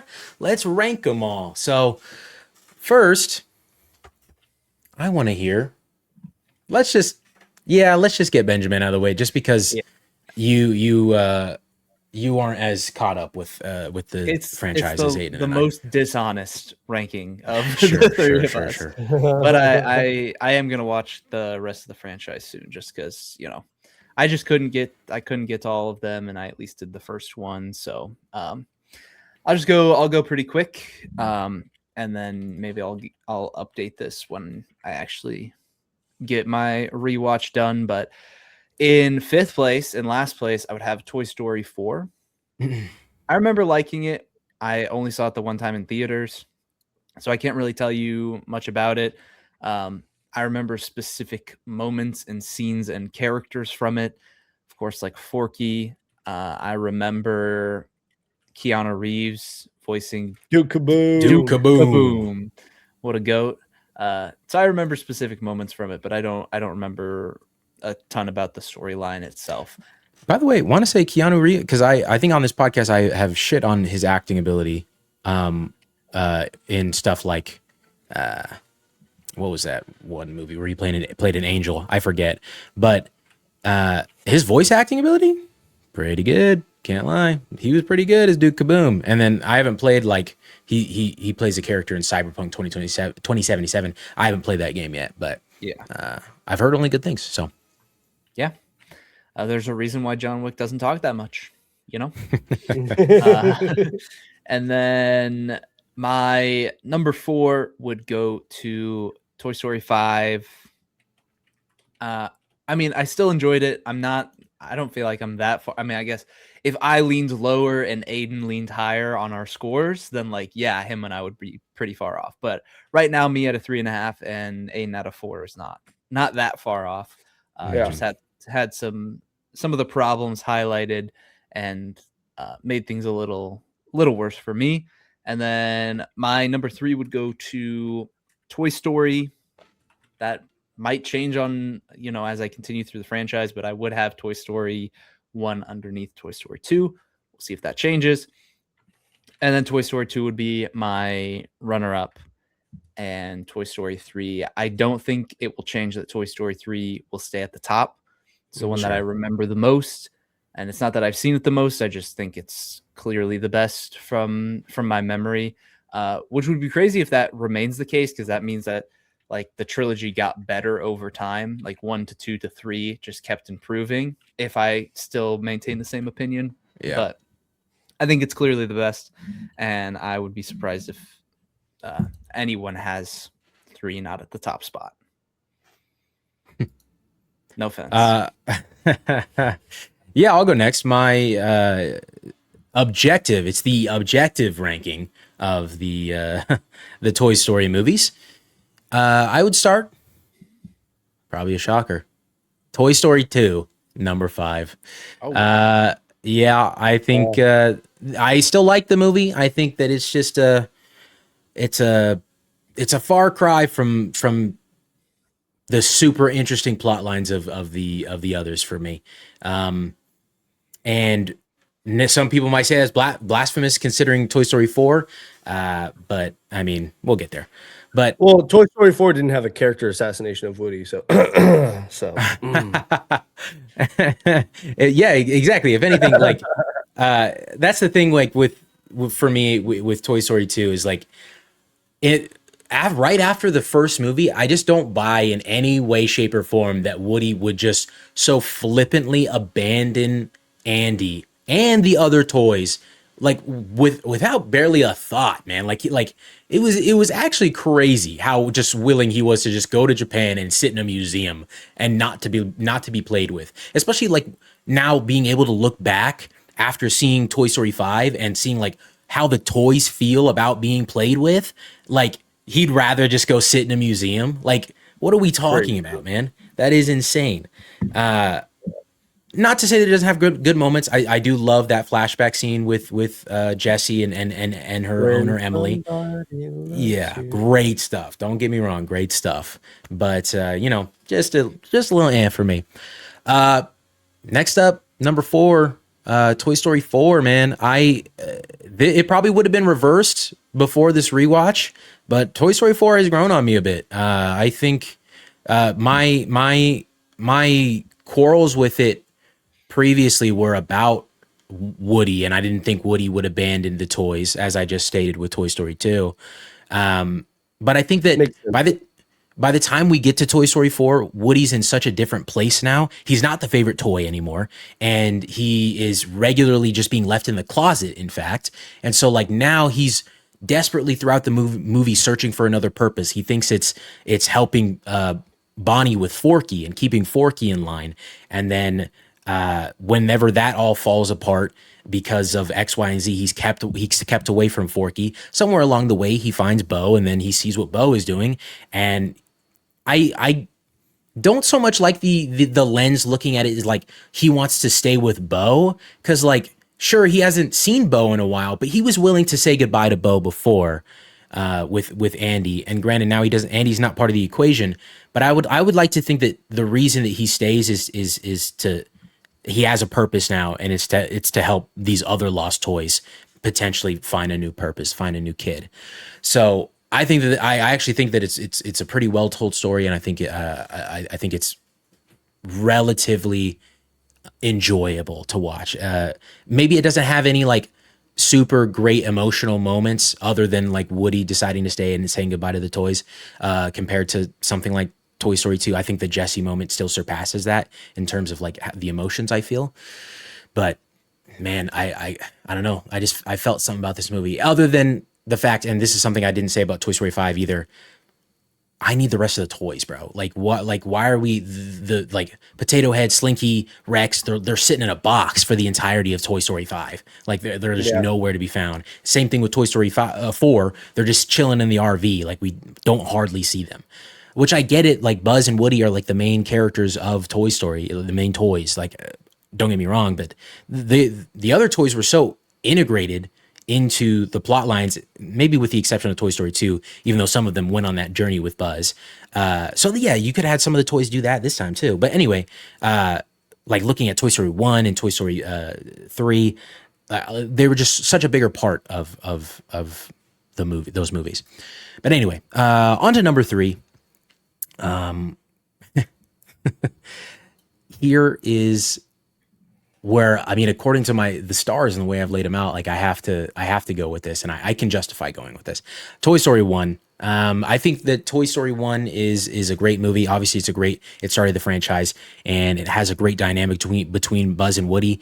But like at the end of the day, it kind of just there's not really much depth to it aside from like some like Buzz coming to that realization of that he's a toy. And there's cool moments. Don't get me wrong of like everything that they do with Sid and revealing themselves to Sid, but nothing like that ever happens later in the franchise. It seems like they kind of like, for lack of a better term, they blew their load a little early with that one. Like that would have been you surely could have found a better pause, term. bro. Pause. Yeah, pause. for lack of a better, come on, bro.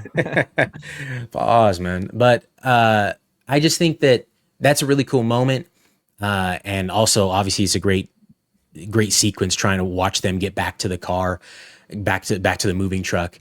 But I'm also at a certain point, I'm just annoyed with the toys. Like, why are absolutely none of them? Like, you've known Woody for so long, and after one little moment with a new toy, you're just willing to like not listen to him whatsoever and literally throw him away. Like, you're trying to abandon him in the middle of nowhere. Like, that just seems a little crazy to me. But on to number 2. Toy Story 5, man. I think Toy Story 5 it's a great movie, man. It's a great movie. I think I think that the story that it tells is very poignant, and I think when it tells it correctly, I should say, I think it's very poignant.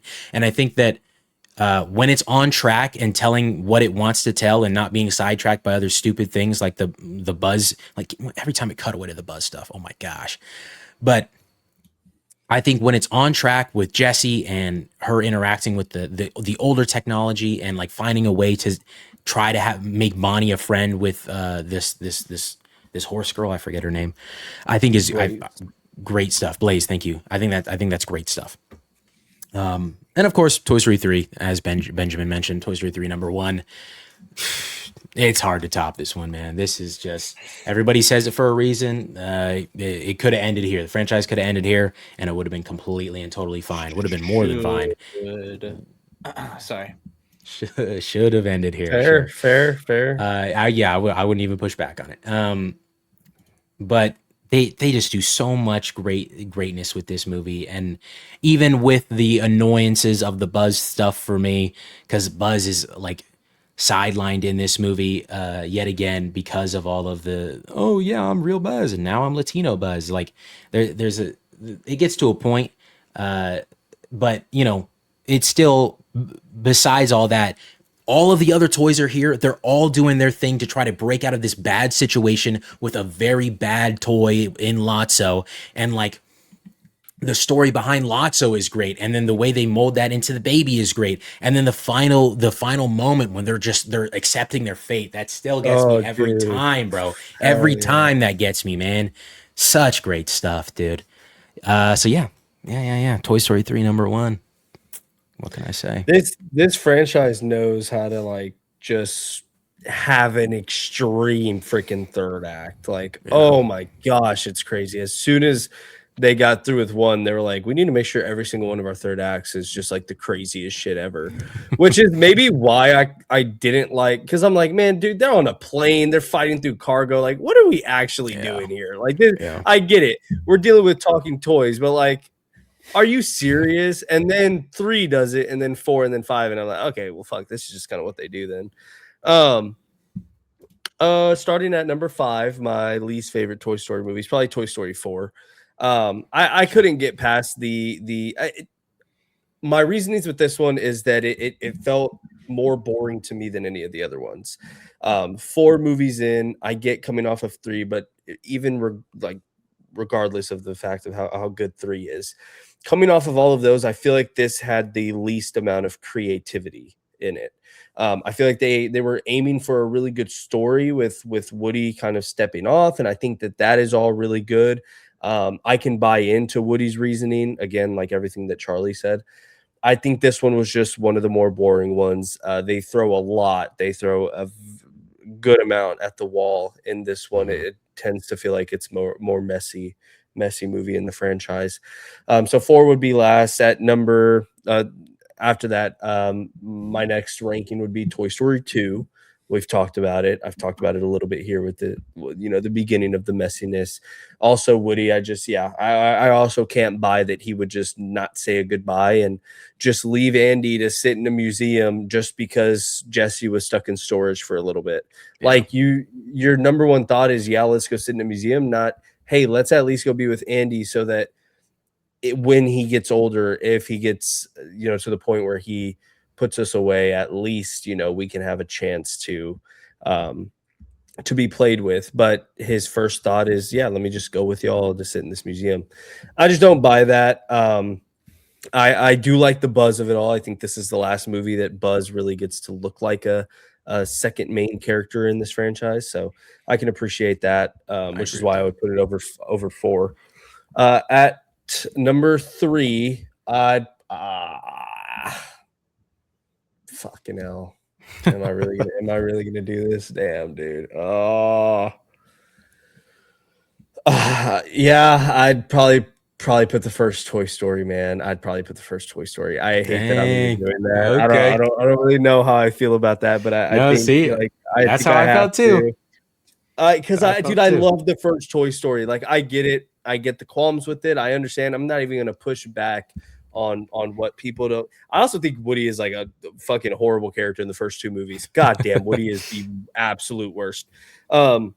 But that's why I like 3 a lot more. He feels a lot more different, and I'll get to that later. Anyways, I absolutely love the first Toy Story, but I have to put it here just because of the way that the field was laid down for me. I do love the first Toy Story, though. There's a lot of nostalgia there. I get how it is as a movie, but it's so monumental. It's legendary. You know, you really can't, you got to just universally be like, yeah, this is a 4-star movie. You know, I get if you give it a 3-star, 3.5, because I think that both of y'all gave it a 3.5, but I sitting there after finishing it, I'm like, I can't give it anything less than a 4. I get it's not a 4-star movie, but that's just, you know, it's just how it feels.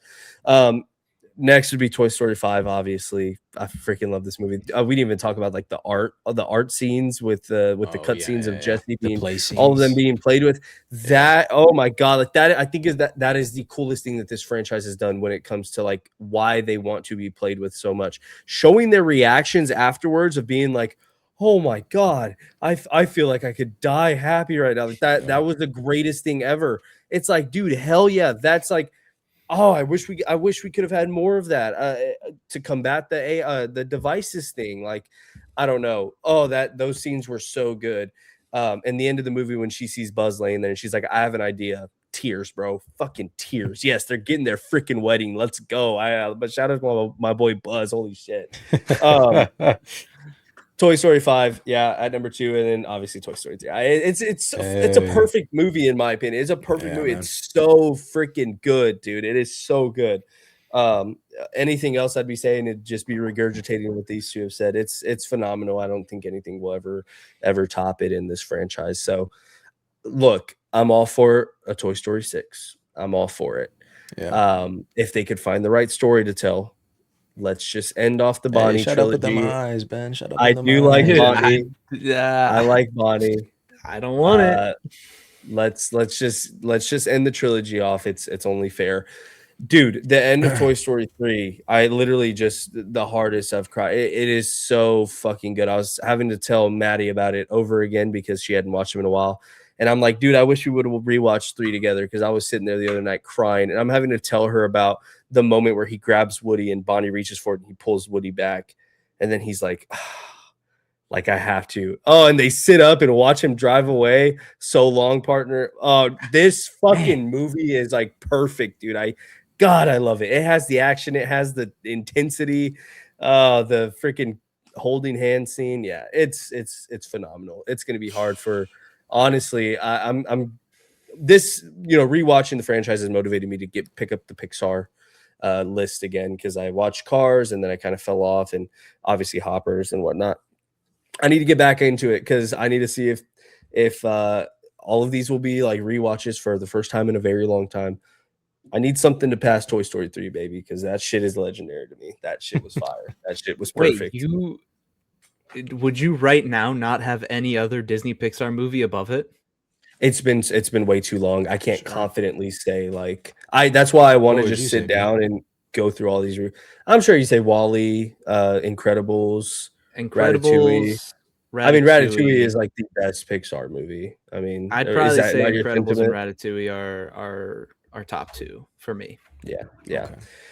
Yeah, I'm really excited for the Incredibles. I feel like it's going to be hard for that one not to top. Sure. Yeah, Incredibles. Not to be at the top. Fantastic. So excited for 3. We'll see. I mean, excited for 3. Oh, dude, that is like the easiest. That I'll sit here and argue that's a $1.7 billion. That I'll give you that. All right. That's next year, right? Are we drafting that next year, or is that 2028? I think It's it's 2028. 28. Yeah. 2028. Dang. I was Yeah. excited. Yeah. Dude, I was excited. if that was next year, I know bro, what superhero next. movies next year would be insane. Oh yeah, They already are, but like, What, dude? I mean, I don't want to get into this too much, but like, what are the hit picks, bro? Like Beyond the Spider-Verse, the Frozen Batman 3. Part 2, I don't know if Man of Tomorrow is. whoa. Bro, I don't think any of those go. You've gone before 2 for Frozen 4. 3. Like, I'm sorry. Wait, before what?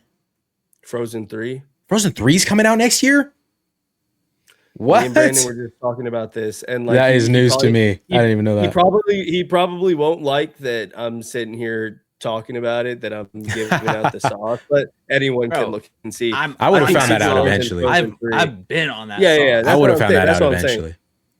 Secret Wars and Frozen 3, I think, are the first 2 hit picks. Okay, yeah, Secret Wars. Personally, Secret Wars. I'm sorry. I don't think Across the Spider-Verse should go as a hit pick. I'll just say it. I don't think so either. I would push back on that. Yeah, because here's the thing: you look at Across Frozen, the Spider-Verse, Batman. You think Batman? Across the Spider-Verse only has a profit? How much did Batman? Like that was a 440 million. The Batman 2 made like. Wait, what was the budget on that? Mil. On Across the Spider-Verse? What was the budget? 100 mil. It had a 250 break even, and it grossed 690, so it had a 440 million dollar profit. Yeah, see, that's good profit, bro. That's great profit. I don't think that the budget is going to be that low. 400 mil? I mean, I don't think that's not hit pick profit. We're all 4 of us are dealing with 700 at the least $700 million profits right now. That's sure, my I grasp don't on it. I think that's Frozen 3 and Secret Wars. Fuck, dude. What? See, me and but Brandon talked about this the other day when he came over to Minecraft. There's Minecraft. I'm just saying, if you gave me, I don't know. Yeah, bro. If you gave me 4 projects to pick as like the 4 highest grossing box office movies, you're putting the Batman as a hit pick above the Spider. Dude, I'm looking at the Batman. Part 1 budget, 200 million, 185 to 200 million. You're only looking at I'm not saying the Batman. A profit of 100 mil or 200 mil. I'm not saying the Batman. What are you? You said not, but you put the Batman. You said the Batman above beyond the Spider-Verse though, which that after looking at the numbers, that's crazy. What are your 4? Oh gosh. Okay, Avengers. Yes. Sure. Frozen 3. Yeah. I would probably go with Minecraft, and I would probably, oh god, Minecraft, okay. Dude, Minecraft 2 is actually gonna go so stupid after the. I would dig myself. I would dig myself in another hole and stand 10 toes down on a franchise. I would pick Lord of the Rings. Wait, Shrek's next year. What about Shrek? Oh god, Shrek 2. 5. Yeah, Shrek 5. I forgot about Shrek. Shrek 5 is great. Dude, there's some up in the air because like that Lord of the Rings movie and then the Zelda movie. I think though, like I cannot have anything out right now in this moment. I will say that I cannot have anything outside of one of the first 2 picks. If I do, I'm gonna be so nervous. Wait, what? So wait, if your third hit pick, you're saying I don't know. I don't feel confident in Minecraft. I agree. I agree. I think it's Secret Wars, Frozen, and then it's a huge drop off. No, not that it's a drop off, but everything else is such an unknown. I think Shrek. Will Minecraft be as big as the first one? Will Shrek have the legs that it's supposed to have? A Lord of the Rings movie, like I agree with Aiden. I can't speak to Lord of the Rings, so I don't know. I don't know about How that. to Train Your Dragon 2, Legend of Zelda. Like there's. That'll be a season. How to Train Your Dragon is a season pick, absolutely, but I don't think it's a hit pick. Yeah, I think that's like a third. Third round, fourth round. Let's just check on something. Dude, it's not a hit pick. You're coping. There's no way. If you come out with some crazy numbers, I'll eat my words. Profit. $260 million profit. It made $264 million profit. I didn't know Frozen 3 was coming out next year. That's crazy to me. I did not know that was happening. That shit is gonna fall. That's gonna make so much money, dude. Are you actually kidding me? Dude, honestly, if I got third pick for hit pick, I'm not even gonna be that upset. I truly would not be that upset. Are you that confident in Minecraft? I'm that confident in Shrek and Minecraft as well. I guess Shrek I am getting a little bit more warm on because I could see like just memes around. Like once the marketing starts to pick up for that, I think the only thing that worries me about Shrek, because I know it was coming out close to Beyond the Spider-Verse before, but I know it moved, but I don't know how far before or after it moved. Less than 2 weeks after Beyond. Okay, see, like that worries me a little bit. That worries me about it. I mean, that worries me for both movies. Like, absolutely. Does that cut the legs off of Beyond, or does that minimize the pop out for Shrek 5? And then Man of Tomorrow, like I just hate looking at Man of Tomorrow because I'm like, I want to pick you, but I know that there's no logical reason to. I just want to pick you. I mean, it'll low key. That's like a last pick of a season pick, last pick of a season pick. I mean, last? No, dude? So if we're talking about summer, Like if for some reason Minecraft doesn't get picked in a hit pick, Minecraft is going first. What else is coming out next summer? Obviously Shrek 5, but I think, yeah, dude, see, like, that's the thing. You're like 56 mil profit, bro. Like, and do we think the budget's going to be less than 225 mil? No way. I don't think it's going to be. I don't think it will be. I'm going to want to pick it so bad, but I know that I shouldn't be. I know that. And then Gatto, Gatto, Beyond the Spider-Verse, and Shrek 5, all within a couple weeks of each other, all animated movies. Like, dude, what? They need to move Gatto. That is actually stupid. They are setting Gatto up to lose if they don't move. That is actually insane. June 16th, 2027, 2 days before the opening of Beyond. What the fuck? That's dude. What is Disney doing? Like, what the fuck? Get that out of there. Dragon is the week before Beyond the Spider-Verse. Are you kidding me? brother. Oh my goodness. I mean, dude, I think Beyond the Spider-Verse is dependent on like how Spider-Man performs here in a month. Like wherever that gets picked is dependent on the motion we see Spider-Man have this month. Dude, this next month. Secret Wars will be based on like opening weekend estimates. Oh yeah. Like we'll have like our meetup in December for Doomsday, and then we'll be recording like literally right after that. We'll be recording for our winter draft. So it will literally be like opening weekend numbers. Do you take Secret Wars at that point? Also, I just realized I'm absolutely going to end up with another Star Wars movie next summer. Starfighter. Oh, okay. 100%. You think? Okay. What, dude, Ben? I don't know. Ben. Well, I mean, listen. I don't think it'll be as bad as Mandalorian Grogu box office wise was. But why are you? This steered you wrong already. Why are you? Nope, oh my gosh. Nope. I have more faith in Star Wars Starfighter. 100%. Ryan Gosling, Sean Levy, 100%.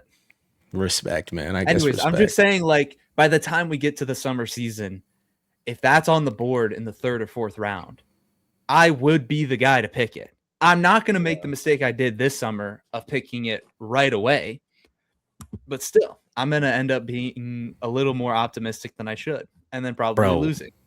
Bro, if they don't move Gatto's a bomb pick potential right there. Yeah, that's bomb insane. Pick potential. That is, yeah. Holy cow. The release calendar is crazy. This year has been wild. And I'm early stuff will change.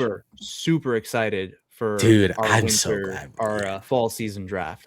Whoever gets number one is gonna shake shit up. So like I was thinking about that today. The day we sit in here and we click that wheel, my heart's gonna be in my stomach. It's gonna be game over. We all have the same 1-1 no matter what. Yeah.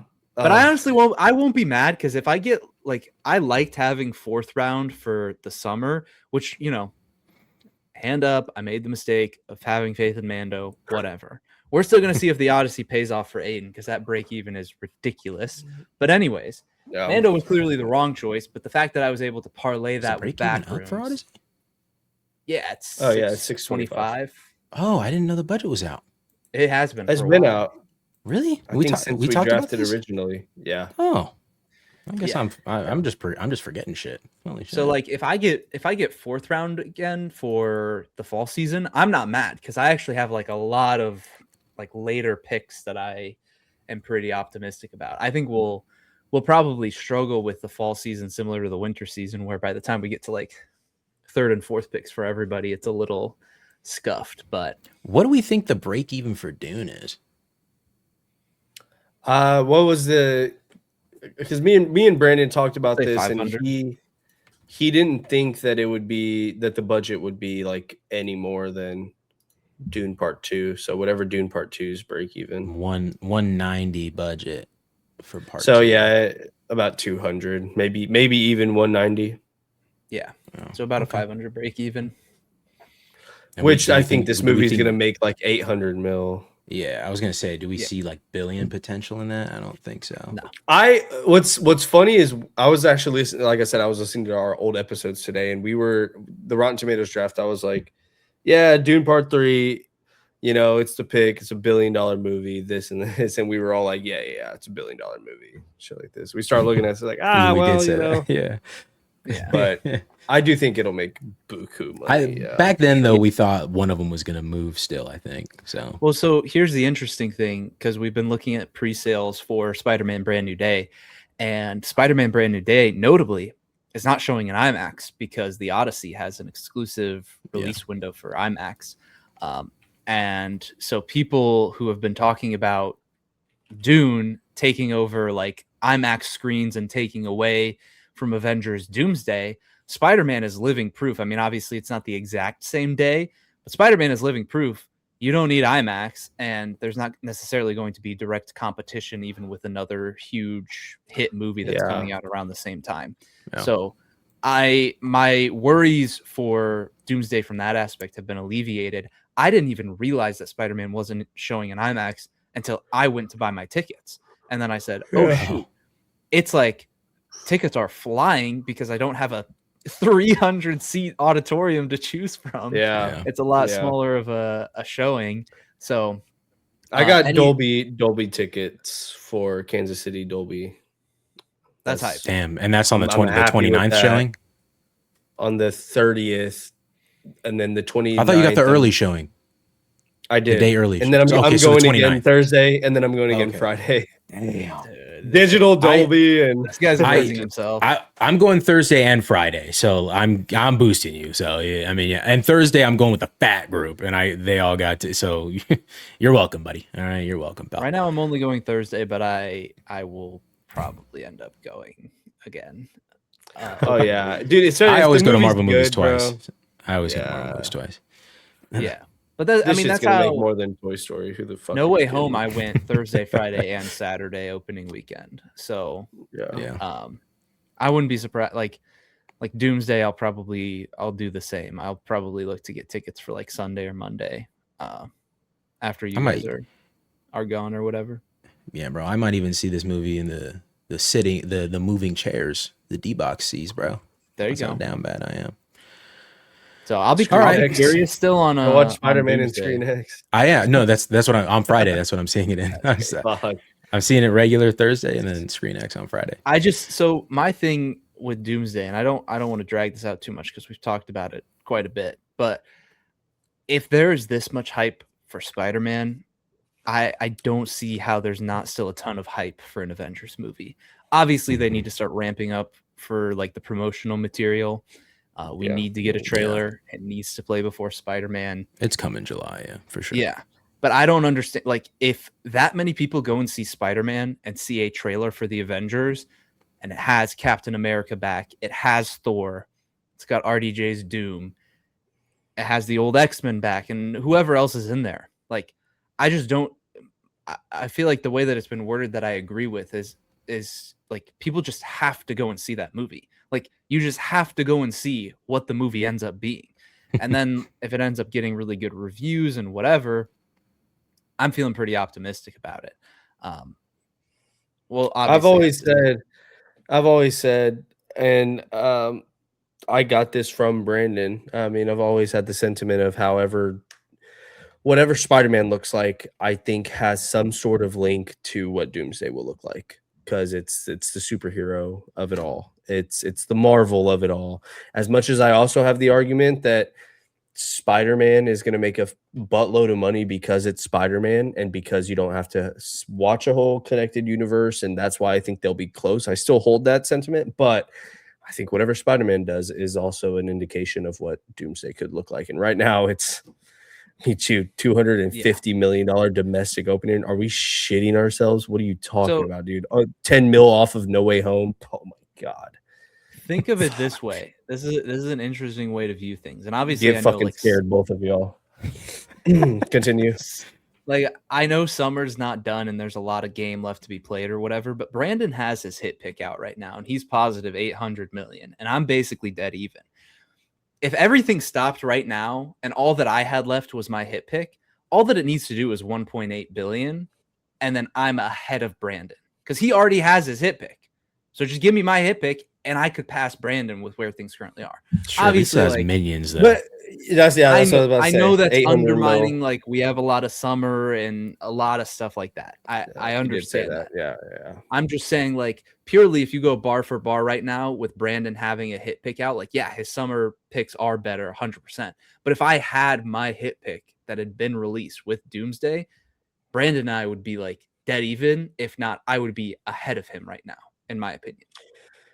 Yeah, well, and that's God, Mario, man. Yeah. We have lots of I showed him a little bit at the beginning of the episode that night when he came over. I showed him a little bit at the beginning of the episode that we drafted our hit picks, and I would encourage y'all to go watch that as well. It's just some funny conversation looking back halfway through the year. Yeah, and it's funny that we're just sitting there like, yeah, Super Mario's definitely might be even the one of one. Dude, and it fell on its face. So. Well, I didn't say that. Me and Brandon. I had zero hesitation taking. But again, it's the every Illumination movie has just gone up, or not Illumination. Oh God, what was his? Yeah, it was Illumination. Whatever. Yeah. The trajectory that Super Mario Galaxy was on was going to be a $1.5 billion movie. It's the same sentiment as, well, look at Zootopia and Inside Out. Like, Toy Story could be a $1.7 billion movie, and how all of these things have just pop, fallen just a little bit short. So I don't know. It's been an odd year, but it's been a fun year to start tracking all of this stuff. Yeah, definitely. Yeah. That is going to do it for our episode of the Words from the Nerds podcast.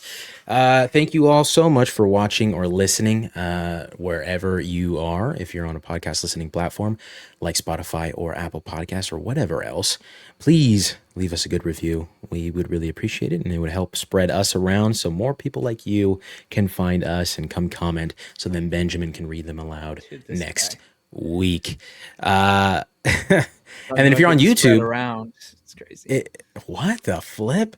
If you're on YouTube, same thing goes. Leave a comment. Benjamin will read it aloud in next week's episode.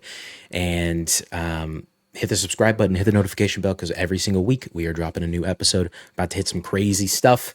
I believe.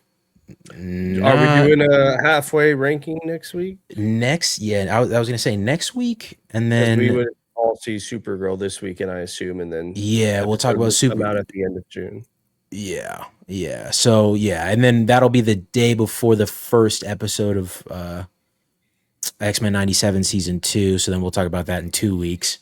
Well, we'll be able to tackle X-Men 97 season 2 and the Bears season 5 in that episode next week. Do the halfway point where we just talk about a whole bunch of movies, and then keep hitting July after that. The Odyssey, and oh my gosh, yeah. Rotten Tomatoes. We are rolling, dude. Comic-Con, bro. We are rolling in. Dude, we need a live stream for Comic-Con. We need to. Wait. Yeah, look up when I might be gone. No. Yeah, I might be in Florida when that's happening. Look, because we haven't. It'll be that Saturday, right? So July August 1st? 23rd to 26th. Oh, the week before. 23rd to 26th. I come back the 23rd. So we can do it. Oh, bang. So we oh, can my do it. God. So it'd be the 25th, I assume. July 25th, they would do. It's Saturday. Do they not? Don't they do it? Dude, we're absolutely getting a bunch of Doomsday stuff because Spider-Man's the next week. Like, yeah. Bro, Spider-Man's gonna get shown to everybody there. Fucking lucky. We're gonna be able to freaking hit a Comic-Con live stream for the first time since the first time we freaking did it that one day. That's crazy. My God, let's go. Banger. Oh, so awesome. If you're on YouTube, subscribe for that. We got lots of stuff coming up. July is gonna be a crazy month. And also hit the like button because I mean, come on, look at everything we've done here today. You and me, all of us together. Fuck these guys, just you and me. All right, we did that shit. You, not you, but you and me. Show the curls. Okay, they're probably all smashed now. Look at that. Holy baby. Widow's Peak. Yeah, baby. It's crazy. But yeah, thank you guys so much. We hope you have a wonderful evening, morning, afternoon, whatever time of day it is you are watching or listening to this. And yeah, we will see you guys next time. Adios. Sayonara. Hat guy out. Peace.